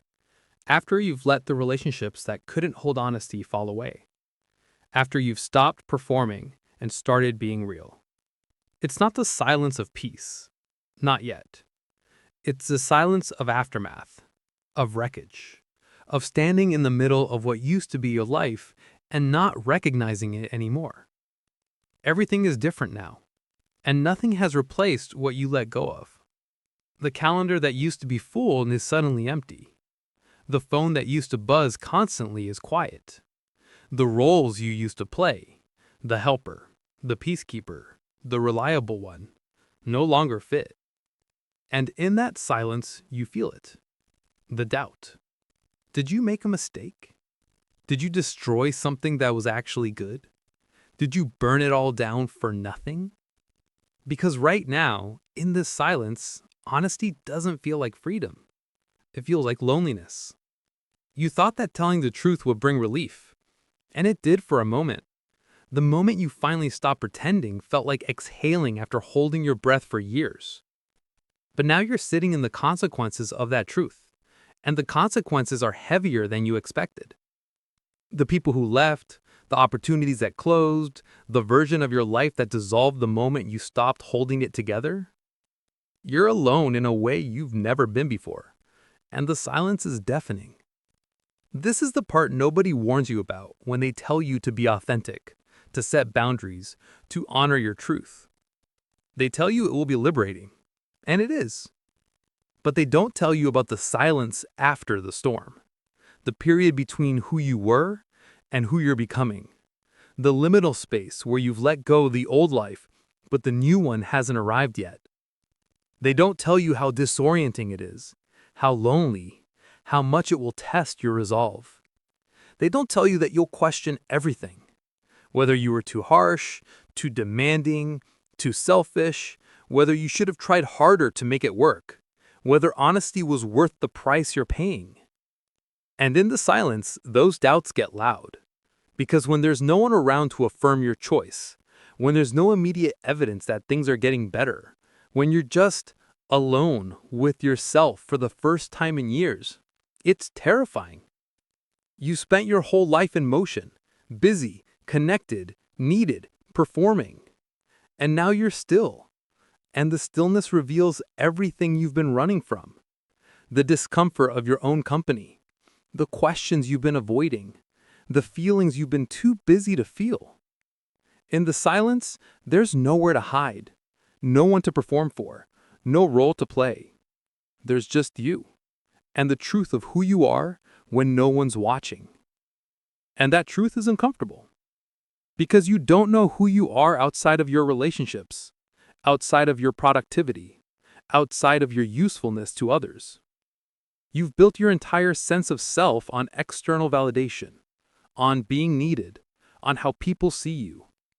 And now that those mirrors are gone, you have to learn to see yourself. Not through someone else's eyes, not through achievement or performance or approval. Just as you are, in the silence, without decoration. Poet Rainer Maria Rilke wrote about this in his letters to a young poet. He said that the most difficult thing we can do is to be alone with ourselves in patience and silence. Because in that aloneness, we confront everything we've been avoiding, every question we've been too busy to ask, every fear we've been too connected to feel. The silence forces us to face ourselves, and most of us would rather do anything else. That's why you're tempted to fill it, to reach out to the people who left and apologize, to go back to the job you quit, to soften the boundaries you set, to return to performing so the silence stops. Because filling the silence feels easier than sitting in it. But if you fill it now, if you go back to the old patterns before you've learned what the silence has to teach you, you'll just end up here again. Lonelier, more exhausted, more disconnected from yourself. Because the silence isn't punishment, it's education. Chapter 11. Honesty as Medicine. You've been treating honesty like a luxury. Something you'll practice when it's convenient, when it won't cause too much disruption, when people can handle it, when you're strong enough to deal with the fallout. But honesty isn't a luxury. It's medicine. And like all medicine, it tastes bitter going down. It makes you uncomfortable. It disrupts the system. It forces things to the surface that you've been keeping buried. But it heals. Not immediately, not without pain, but completely. In a way that all your pretending never could. Because pretending doesn't heal anything. It just postpones the inevitable. It covers symptoms while the disease spreads underneath. And eventually, the pretending becomes more painful than the truth ever would have been. You reach a point where maintaining the lie takes more energy than telling the truth, where keeping up the performance costs more than just admitting you can't do it anymore. That's when honesty stops being optional and starts being survival. When the only way out is through, and through means finally saying what's real. Honesty is the medicine you've been avoiding because you're afraid of the side effects, the relationships it might end, the image it might destroy, the comfortable life it might disrupt. You're afraid that if you tell the truth, you'll lose everything. But here's what you're not seeing. You've already lost everything that matters. You've lost yourself, your peace, your aliveness, your ability to feel joy that isn't performed. You've lost connection, real connection, because you can't connect with anyone while you're hiding. You've lost time, years spent maintaining a version of your life that was never actually yours. The things you're afraid honesty will take from you, they're already gone. You're just afraid to admit it. Honesty doesn't destroy your life. It reveals what was never alive to begin with. The relationships held together by pretending, the career you stayed in because you were too afraid to want something different, the version of yourself you maintained because the real you felt too risky. None of that was real, and none of it was sustainable. Honesty is the medicine that lets you stop sustaining what was never meant to survive. Think about what's been happening in your body while you've been pretending. The tightness in your chest that never goes away, the exhaustion that sleep doesn't fix, the anxiety that shows up for no reason, the depression that lingers despite having everything you're supposed to want. Your body has been trying to tell you something. It's been screaming at you in the only language it knows: pain, fatigue, disconnection, numbness. These aren't random symptoms. They're not disorders that need to be medicated into submission. They're information, signals. Your body's way of saying, this isn't working, this isn't sustainable, this isn't true. Physician and trauma expert Dr. Gabor Mate talks about how emotional repression, the chronic suppression of authentic feelings and needs, manifests as physical disease. When we silence our truth, Our bodies speak it for us. The migraines, the digestive issues, the chronic pain, the autoimmune conditions, the mysterious illnesses that no doctor can quite explain. They're not mysterious. They're the physical manifestation of emotional dishonesty. Your body knows you're lying, and it's trying to get your attention the only way it can. Honesty is the medicine that lets your body finally relax. When you stop performing, when you start telling the truth, when you finally honor what you actually need, your body exhales. The tension releases, the pain eases, the energy returns. Not because you've done anything to your body, but because you've stopped doing violence to your soul. And your body, finally free from the work of maintaining a lie, can focus on healing instead of signaling. But here's what makes honesty difficult. It requires you to hurt people. Not because you want to, but because your truth inevitably conflicts with their comfort. When you set a boundary, you disappoint someone. When you change your mind, you disrupt someone's plans. When you admit you're unhappy, you force someone to confront something they'd rather avoid. Your honesty makes people uncomfortable, and you've been taught that making people uncomfortable is cruel. So you stay silent. You keep pretending. You sacrifice your truth to maintain their comfort. But that's not kindness, that's codependence. Real kindness is telling people the truth so they can make informed choices about their own lives. Honoring their agency by giving them accurate information instead of protecting them from reality. Trusting that they're strong enough to handle your truth, even if it hurts. And if they're not strong enough, if they crumble, if they punish you, if they make your honesty about their victimhood, that tells you something important.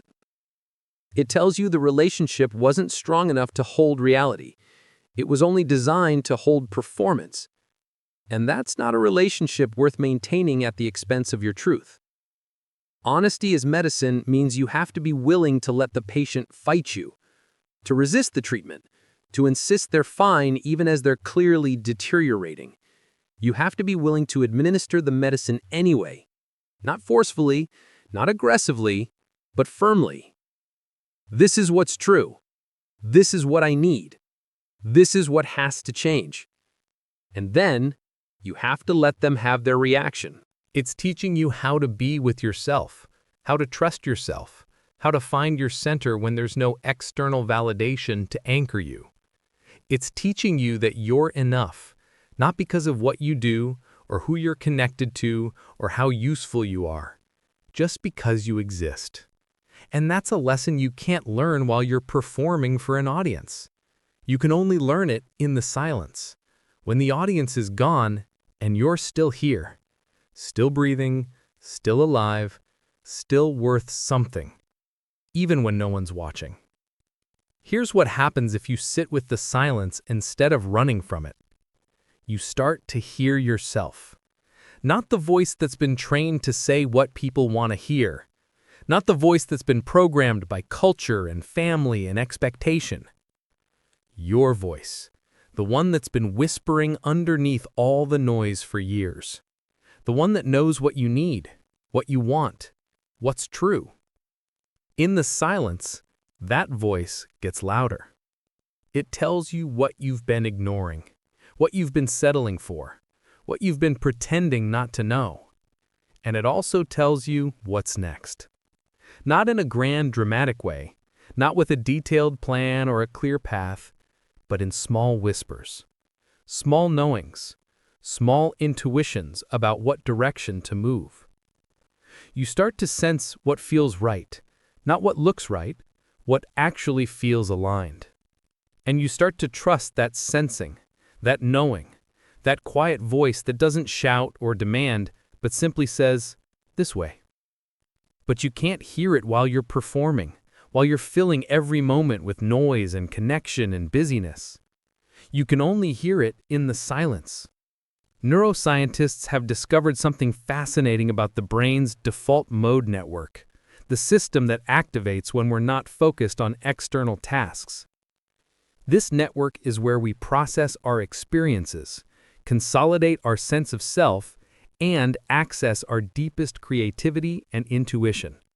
But it only activates in stillness, in silence, in moments when we're not consuming or performing or producing.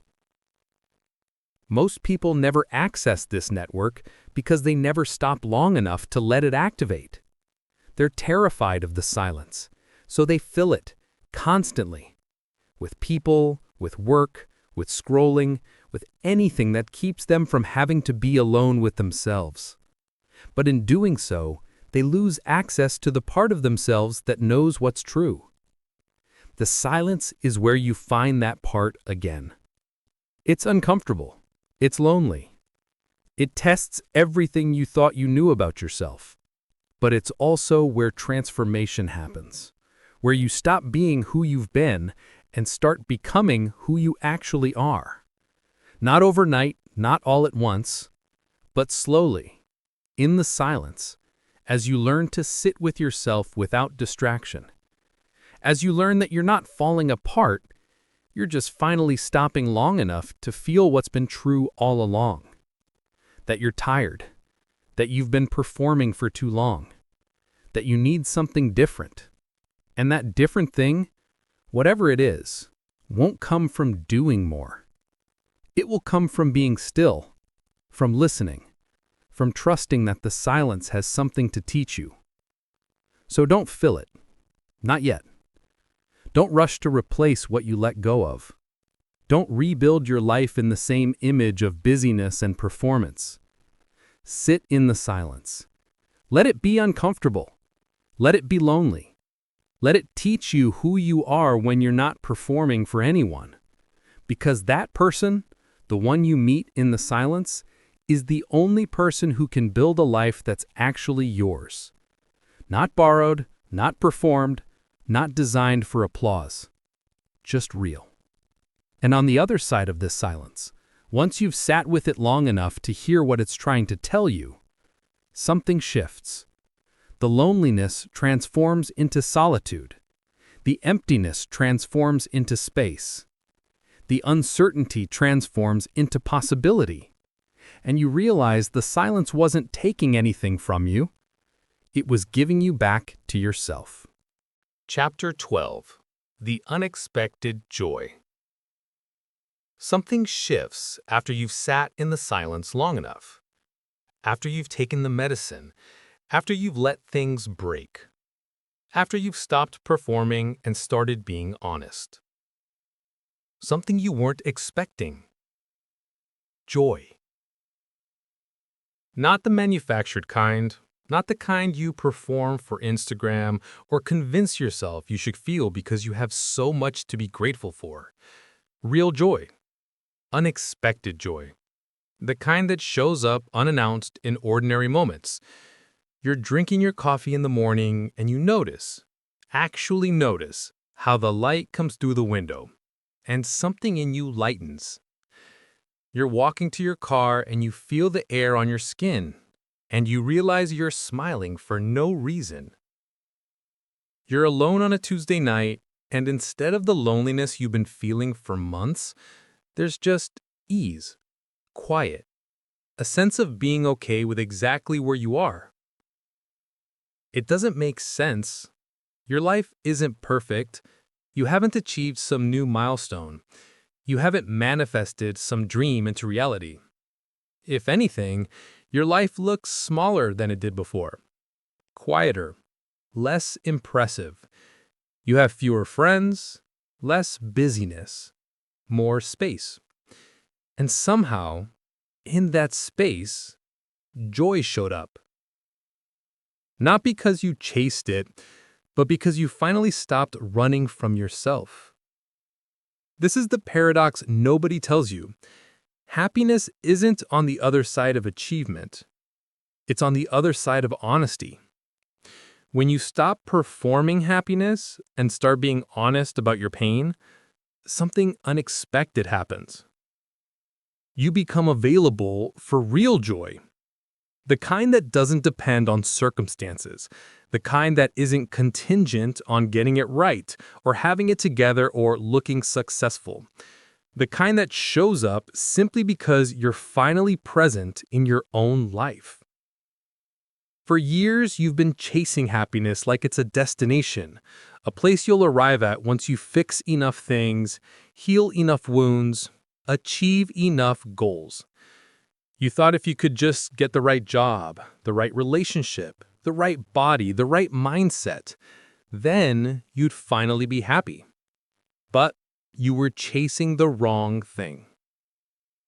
Happiness isn't something you achieve. It's something you uncover when you remove the barriers you've built against it. And the biggest barrier has always been dishonesty. Every time you pretended to be fine when you weren't, you blocked joy. Every time you said yes when you meant no, you blocked joy. Every time you performed enthusiasm for a life you weren't present in, you blocked joy. Because joy requires presence, and you can't be present while you're performing.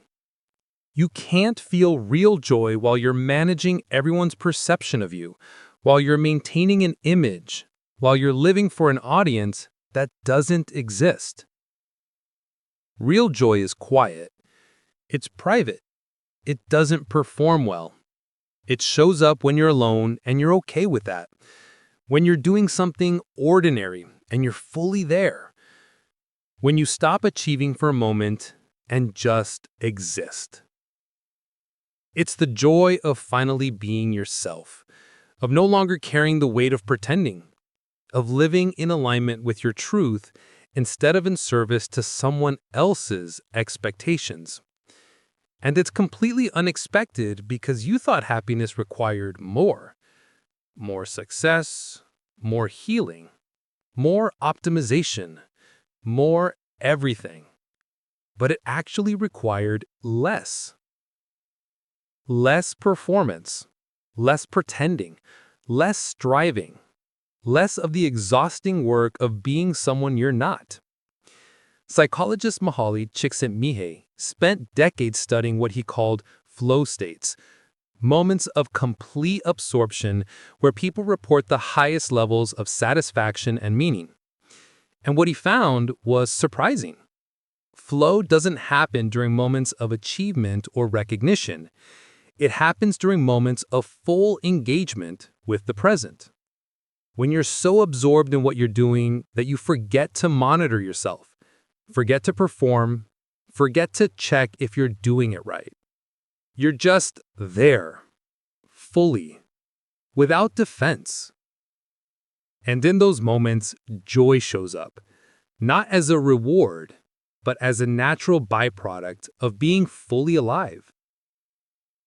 You've been thinking about the next thing, worrying about the last thing, managing how people see you, optimizing your time, maximizing your productivity. You've been everywhere except here, and joy only shows up here. In the present moment, in the honest moment, in the moment where you're not trying to be anything other than what you are. Think about the last time you laughed, really laughed. Not a polite chuckle or a performance of humor, but the kind of laughter that takes over your whole body. Were you trying to be happy in that moment? Were you performing joy? No, you were just responding, fully present, unguarded. And joy showed up because there was space for it. That's what happens when you stop performing. There's space for genuine feeling, space for spontaneous joy, space for moments that aren't curated or optimized or designed for anyone's approval, space to just be and to feel what you actually feel instead of what you think you should. And in that space, you discover something you'd forgotten. Life is actually pretty extraordinary when you're present for it. Not because you've made it perfect, but because you finally stopped demanding that it be. You've stopped comparing it to some imagined version of what it should look like. You've stopped measuring it against other people's highlight reels. You've stopped treating every moment as something to improve or optimize. You've started letting it be what it is. And what it is, messy, imperfect, ordinary, is enough. More than enough. It's beautiful. Not Instagram beautiful, real beautiful. The kind you can only see when you're not performing. The beauty of morning light on a kitchen counter. The beauty of a conversation where both people are actually present. The beauty of doing work that matters to you even if no one's watching. The beauty of being alone and not feeling lonely. These moments were always there. You were just too busy performing happiness to notice them. Now that you've stopped, you see them everywhere. And you feel something you haven't felt in years. Gratitude that's not forced. Not the gratitude you perform in a journal because you're supposed to. Not the gratitude you manufacture to combat negative thinking. Real gratitude. Spontaneous gratitude. The kind that rises in you because you're actually noticing your life instead of just managing it. You're grateful for the friends who stayed. Not because there are many of them, but because they're real. You're grateful for the work you're doing, even though it's not impressive, because it's honest. You're grateful for the quiet, even though it was terrifying at first, because it taught you how to be with yourself. You're grateful for the breaking, because it cleared space for building something true. This gratitude doesn't make you happy. It's the evidence that you already are. Not happy in the constant, Instagram-filtered way you thought you needed to be, but content, at ease, aligned. Happy in the way that actually matters, present in your own life, and okay with what you find there. The unexpected joy isn't dramatic. It doesn't announce itself. It's just there, in the background. A quiet sense that even though your life isn't perfect, even though you're still figuring things out, even though you're in process, you're okay. More than okay. You're alive. Really alive. For the first time in years. Not because you finally got it right, but because you finally stopped pretending. And in that honesty, in that presence, in that willingness to be exactly who you are without apology, joy found you. You weren't looking for it. You weren't chasing it. You weren't trying to manufacture it through positive thinking or gratitude practices or any of the other tools you used to use. You were just being honest, being present, being yourself. And that, it turns out, was enough. More than enough. It was everything. Chapter 13. When you stop chasing. There's a moment that comes. You can't force it. You can only arrive at it. When you finally stop chasing. Not because you've caught what you were running after, but because you've realized the chase itself was a problem. You've spent your whole life chasing happiness, chasing worth, chasing the feeling that you're enough, chasing the version of your life that would finally make you feel complete. You chased achievement, thinking success would make you feel valuable. You chased relationships, thinking someone else would make you feel whole. You chased healing, thinking if you just fixed enough of your broken parts, you'd finally be acceptable. You chased and chased and chased. And the thing you were chasing kept moving, always just out of reach, always on the other side of one more goal, one more milestone, one more transformation. Until one day, you were too tired to keep running. Not in the defeated way, tired in a way that finally allowed you to stop. And in that stopping, something shifted. The thing you were chasing, that sense of being okay, of being enough, of finally being able to rest, it was there the whole time. You just couldn't see it while you were running from yourself. Chasing happiness guarantees you'll never catch it, because the act of chasing creates the very lack you're trying to fill.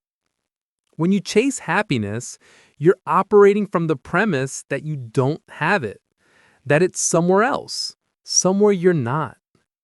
And that premise, that fundamental belief in your own insufficiency, colors everything.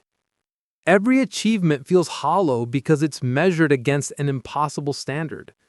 Every moment of joy is tinged with anxiety about when it will end. Every relationship is burdened by the need for it to complete you.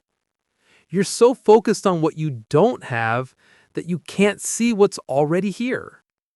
The chase blinds you to the present, and the present is the only place happiness has ever existed.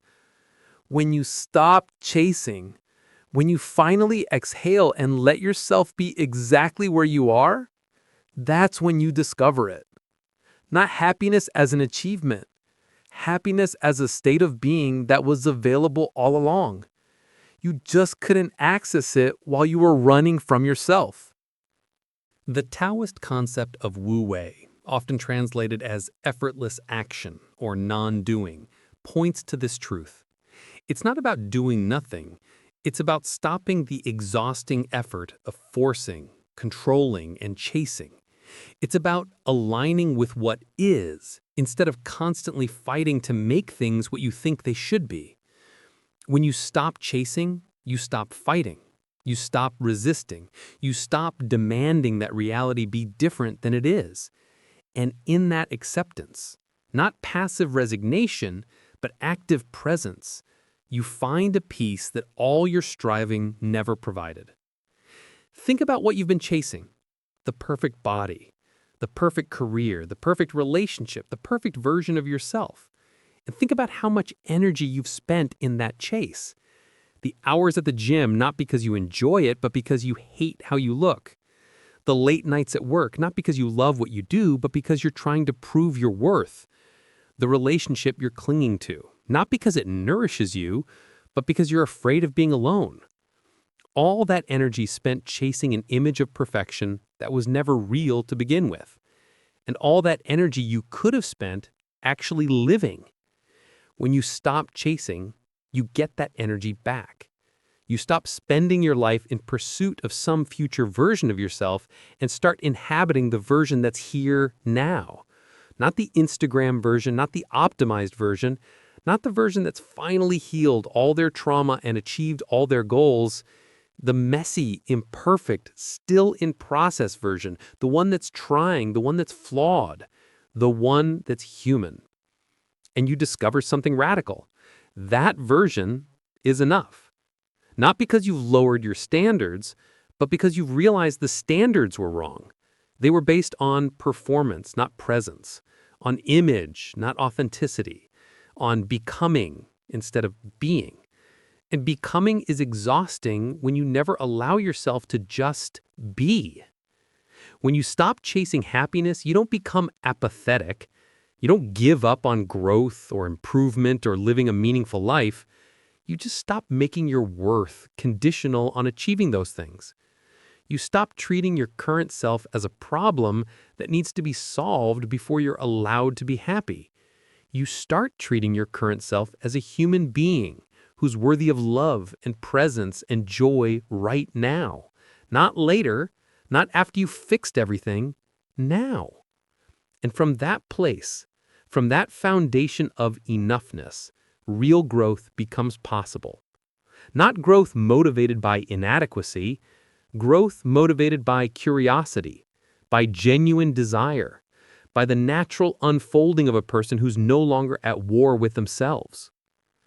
The irony is that when you stop chasing the things you thought would make you happy, many of them start to show up naturally.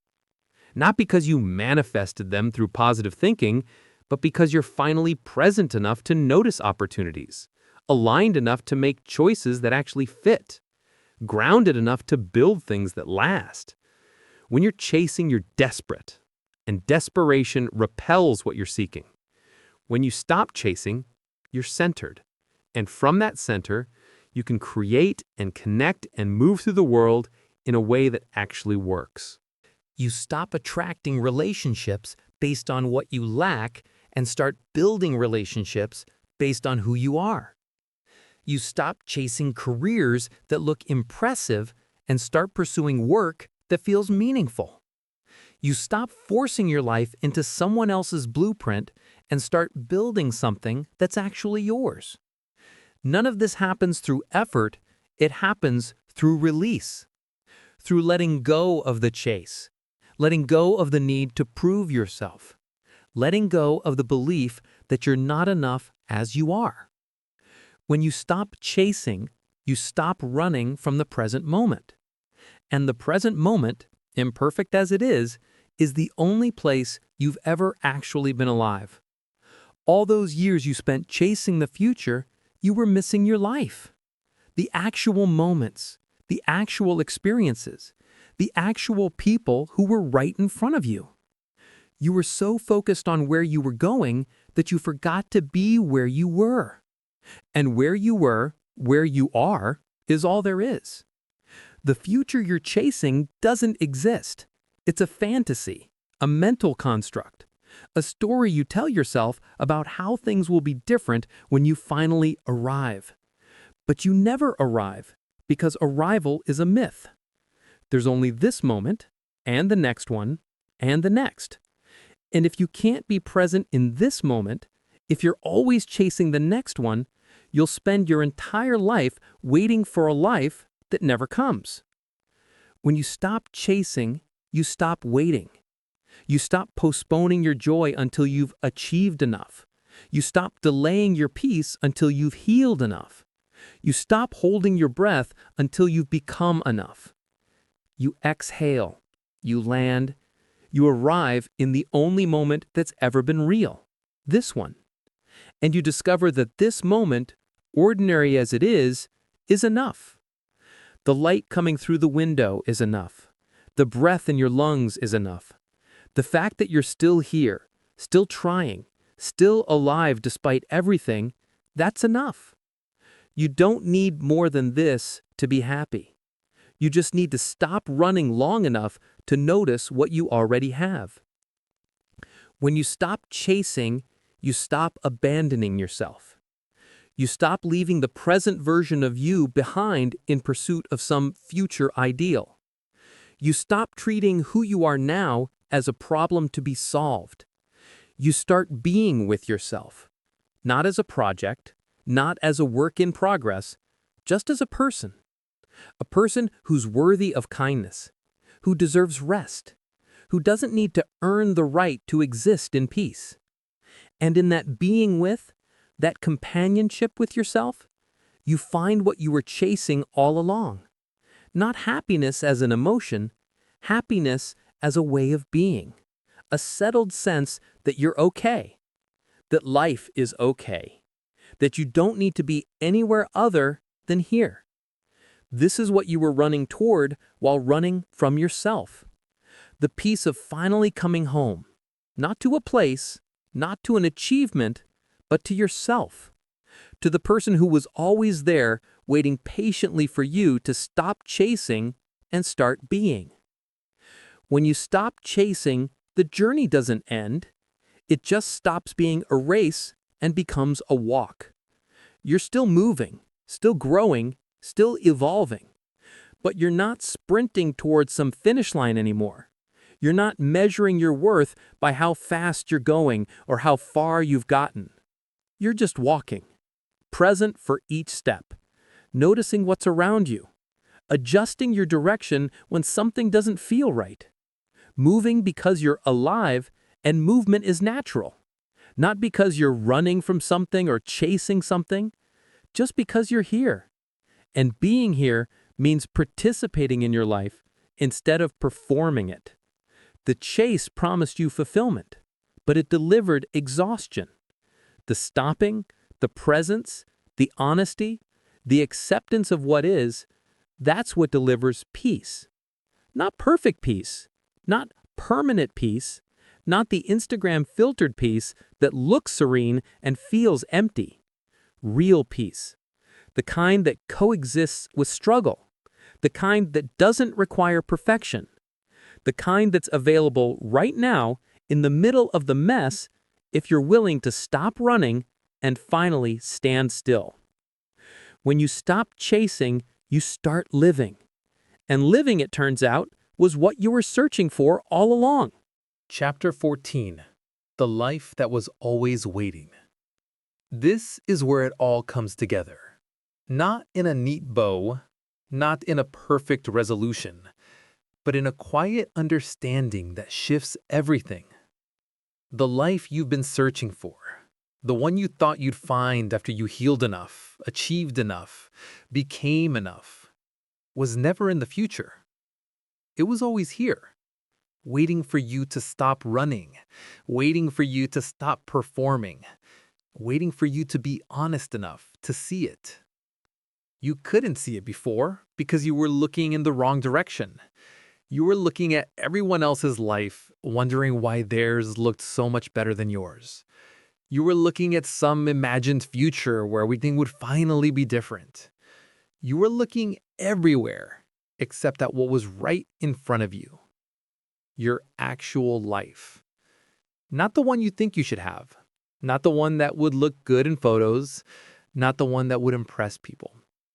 The life you're actually living right now, in this moment. That life, messy and imperfect as it is the only one you have. And it's been waiting for you to show up for it. Not the performed version of you, not the optimized version, not the version that has it all figured out. The real you, the honest you, the you that's still in process, still uncertain, still human. That's the version your life has been waiting for. Because your life doesn't need you to be perfect. It needs you to be present.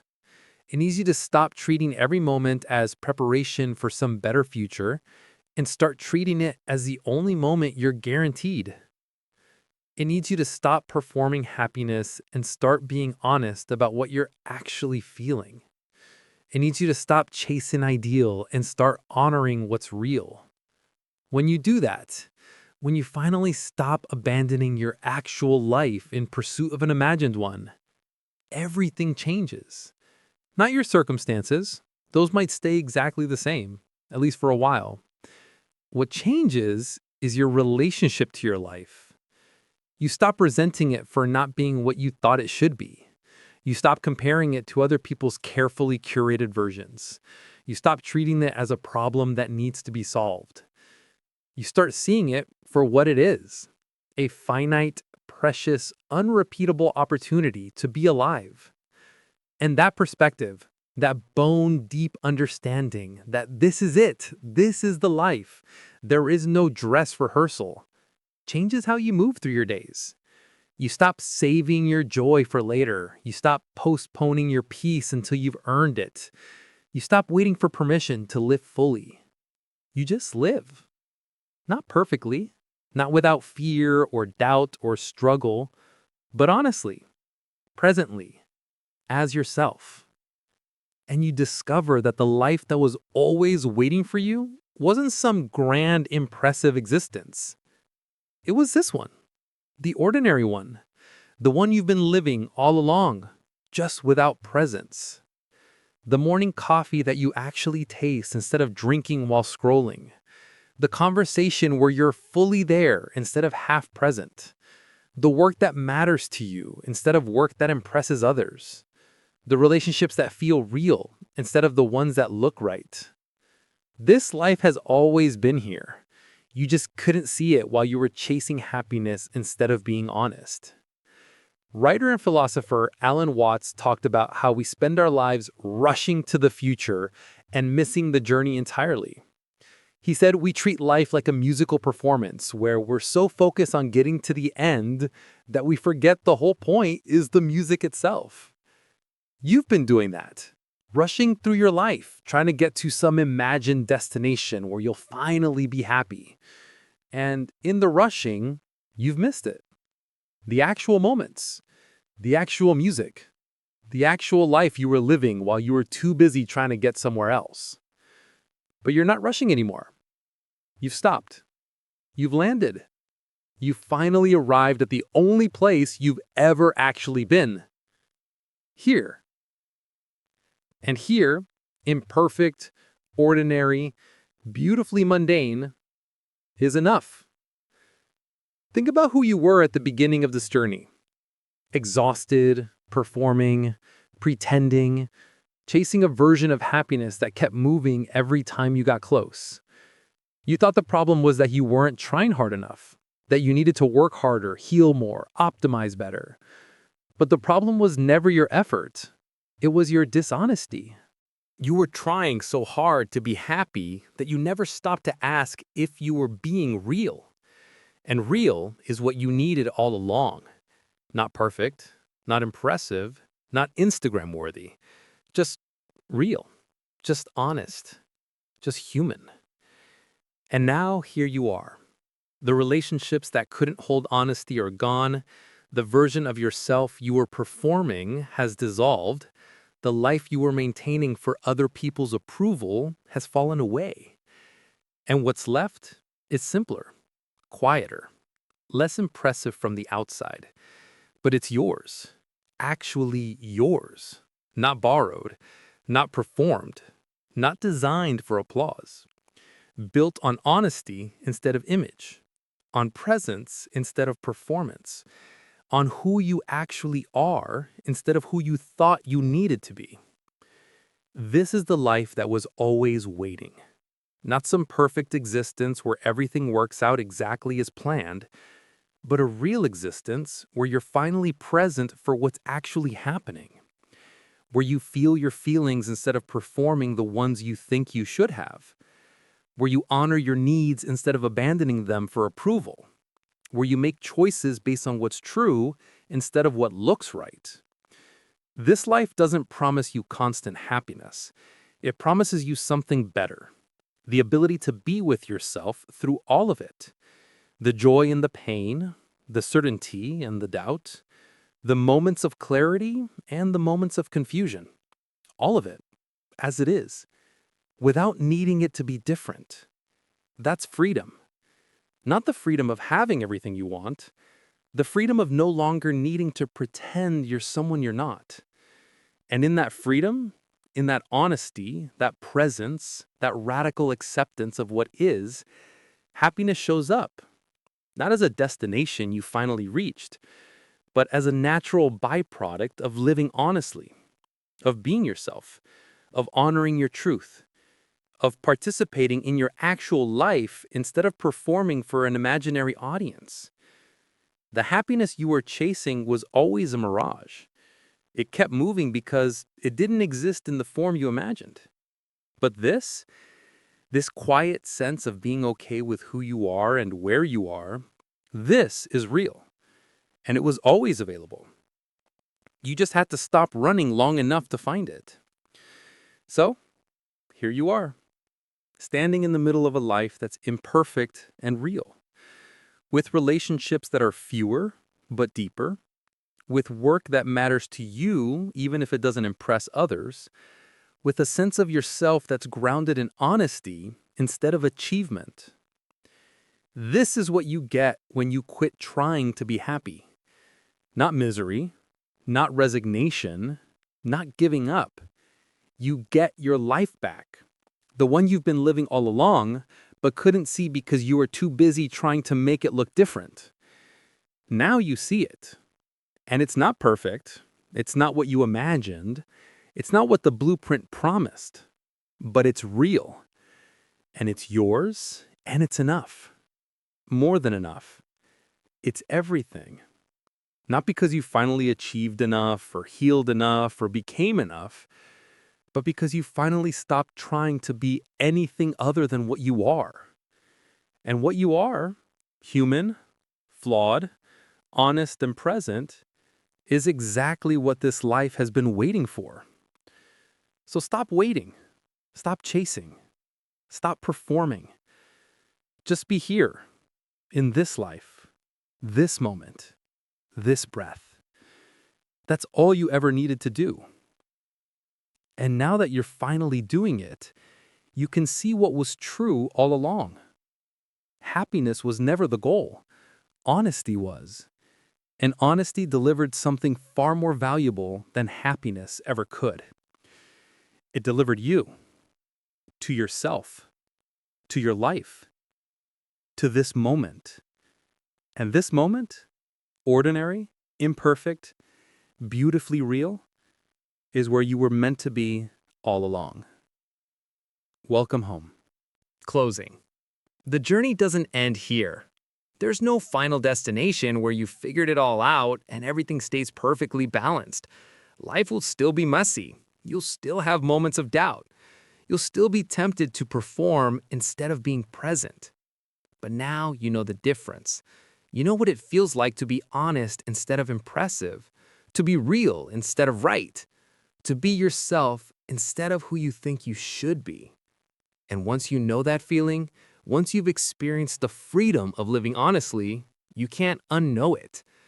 You might drift back into old patterns, but you'll notice faster. You'll course correct sooner. You'll remember that you don't have to perform to be worthy. The challenge isn't to never lose your way. It's to keep choosing honesty when you do, to keep choosing presence over performance, truth over image, being over becoming. That's the practice, not a destination, a practice. And every time you choose it, every time you tell the truth instead of what sounds good, every time you honor your needs instead of abandoning them, every time you show up as you are instead of who you think you should be, you're choosing the life that was always waiting. The life that's yours, the life that's real, the life that's enough. So keep choosing it. Not perfectly, not without struggle, but honestly, that's all you ever needed to do. And it's more than enough.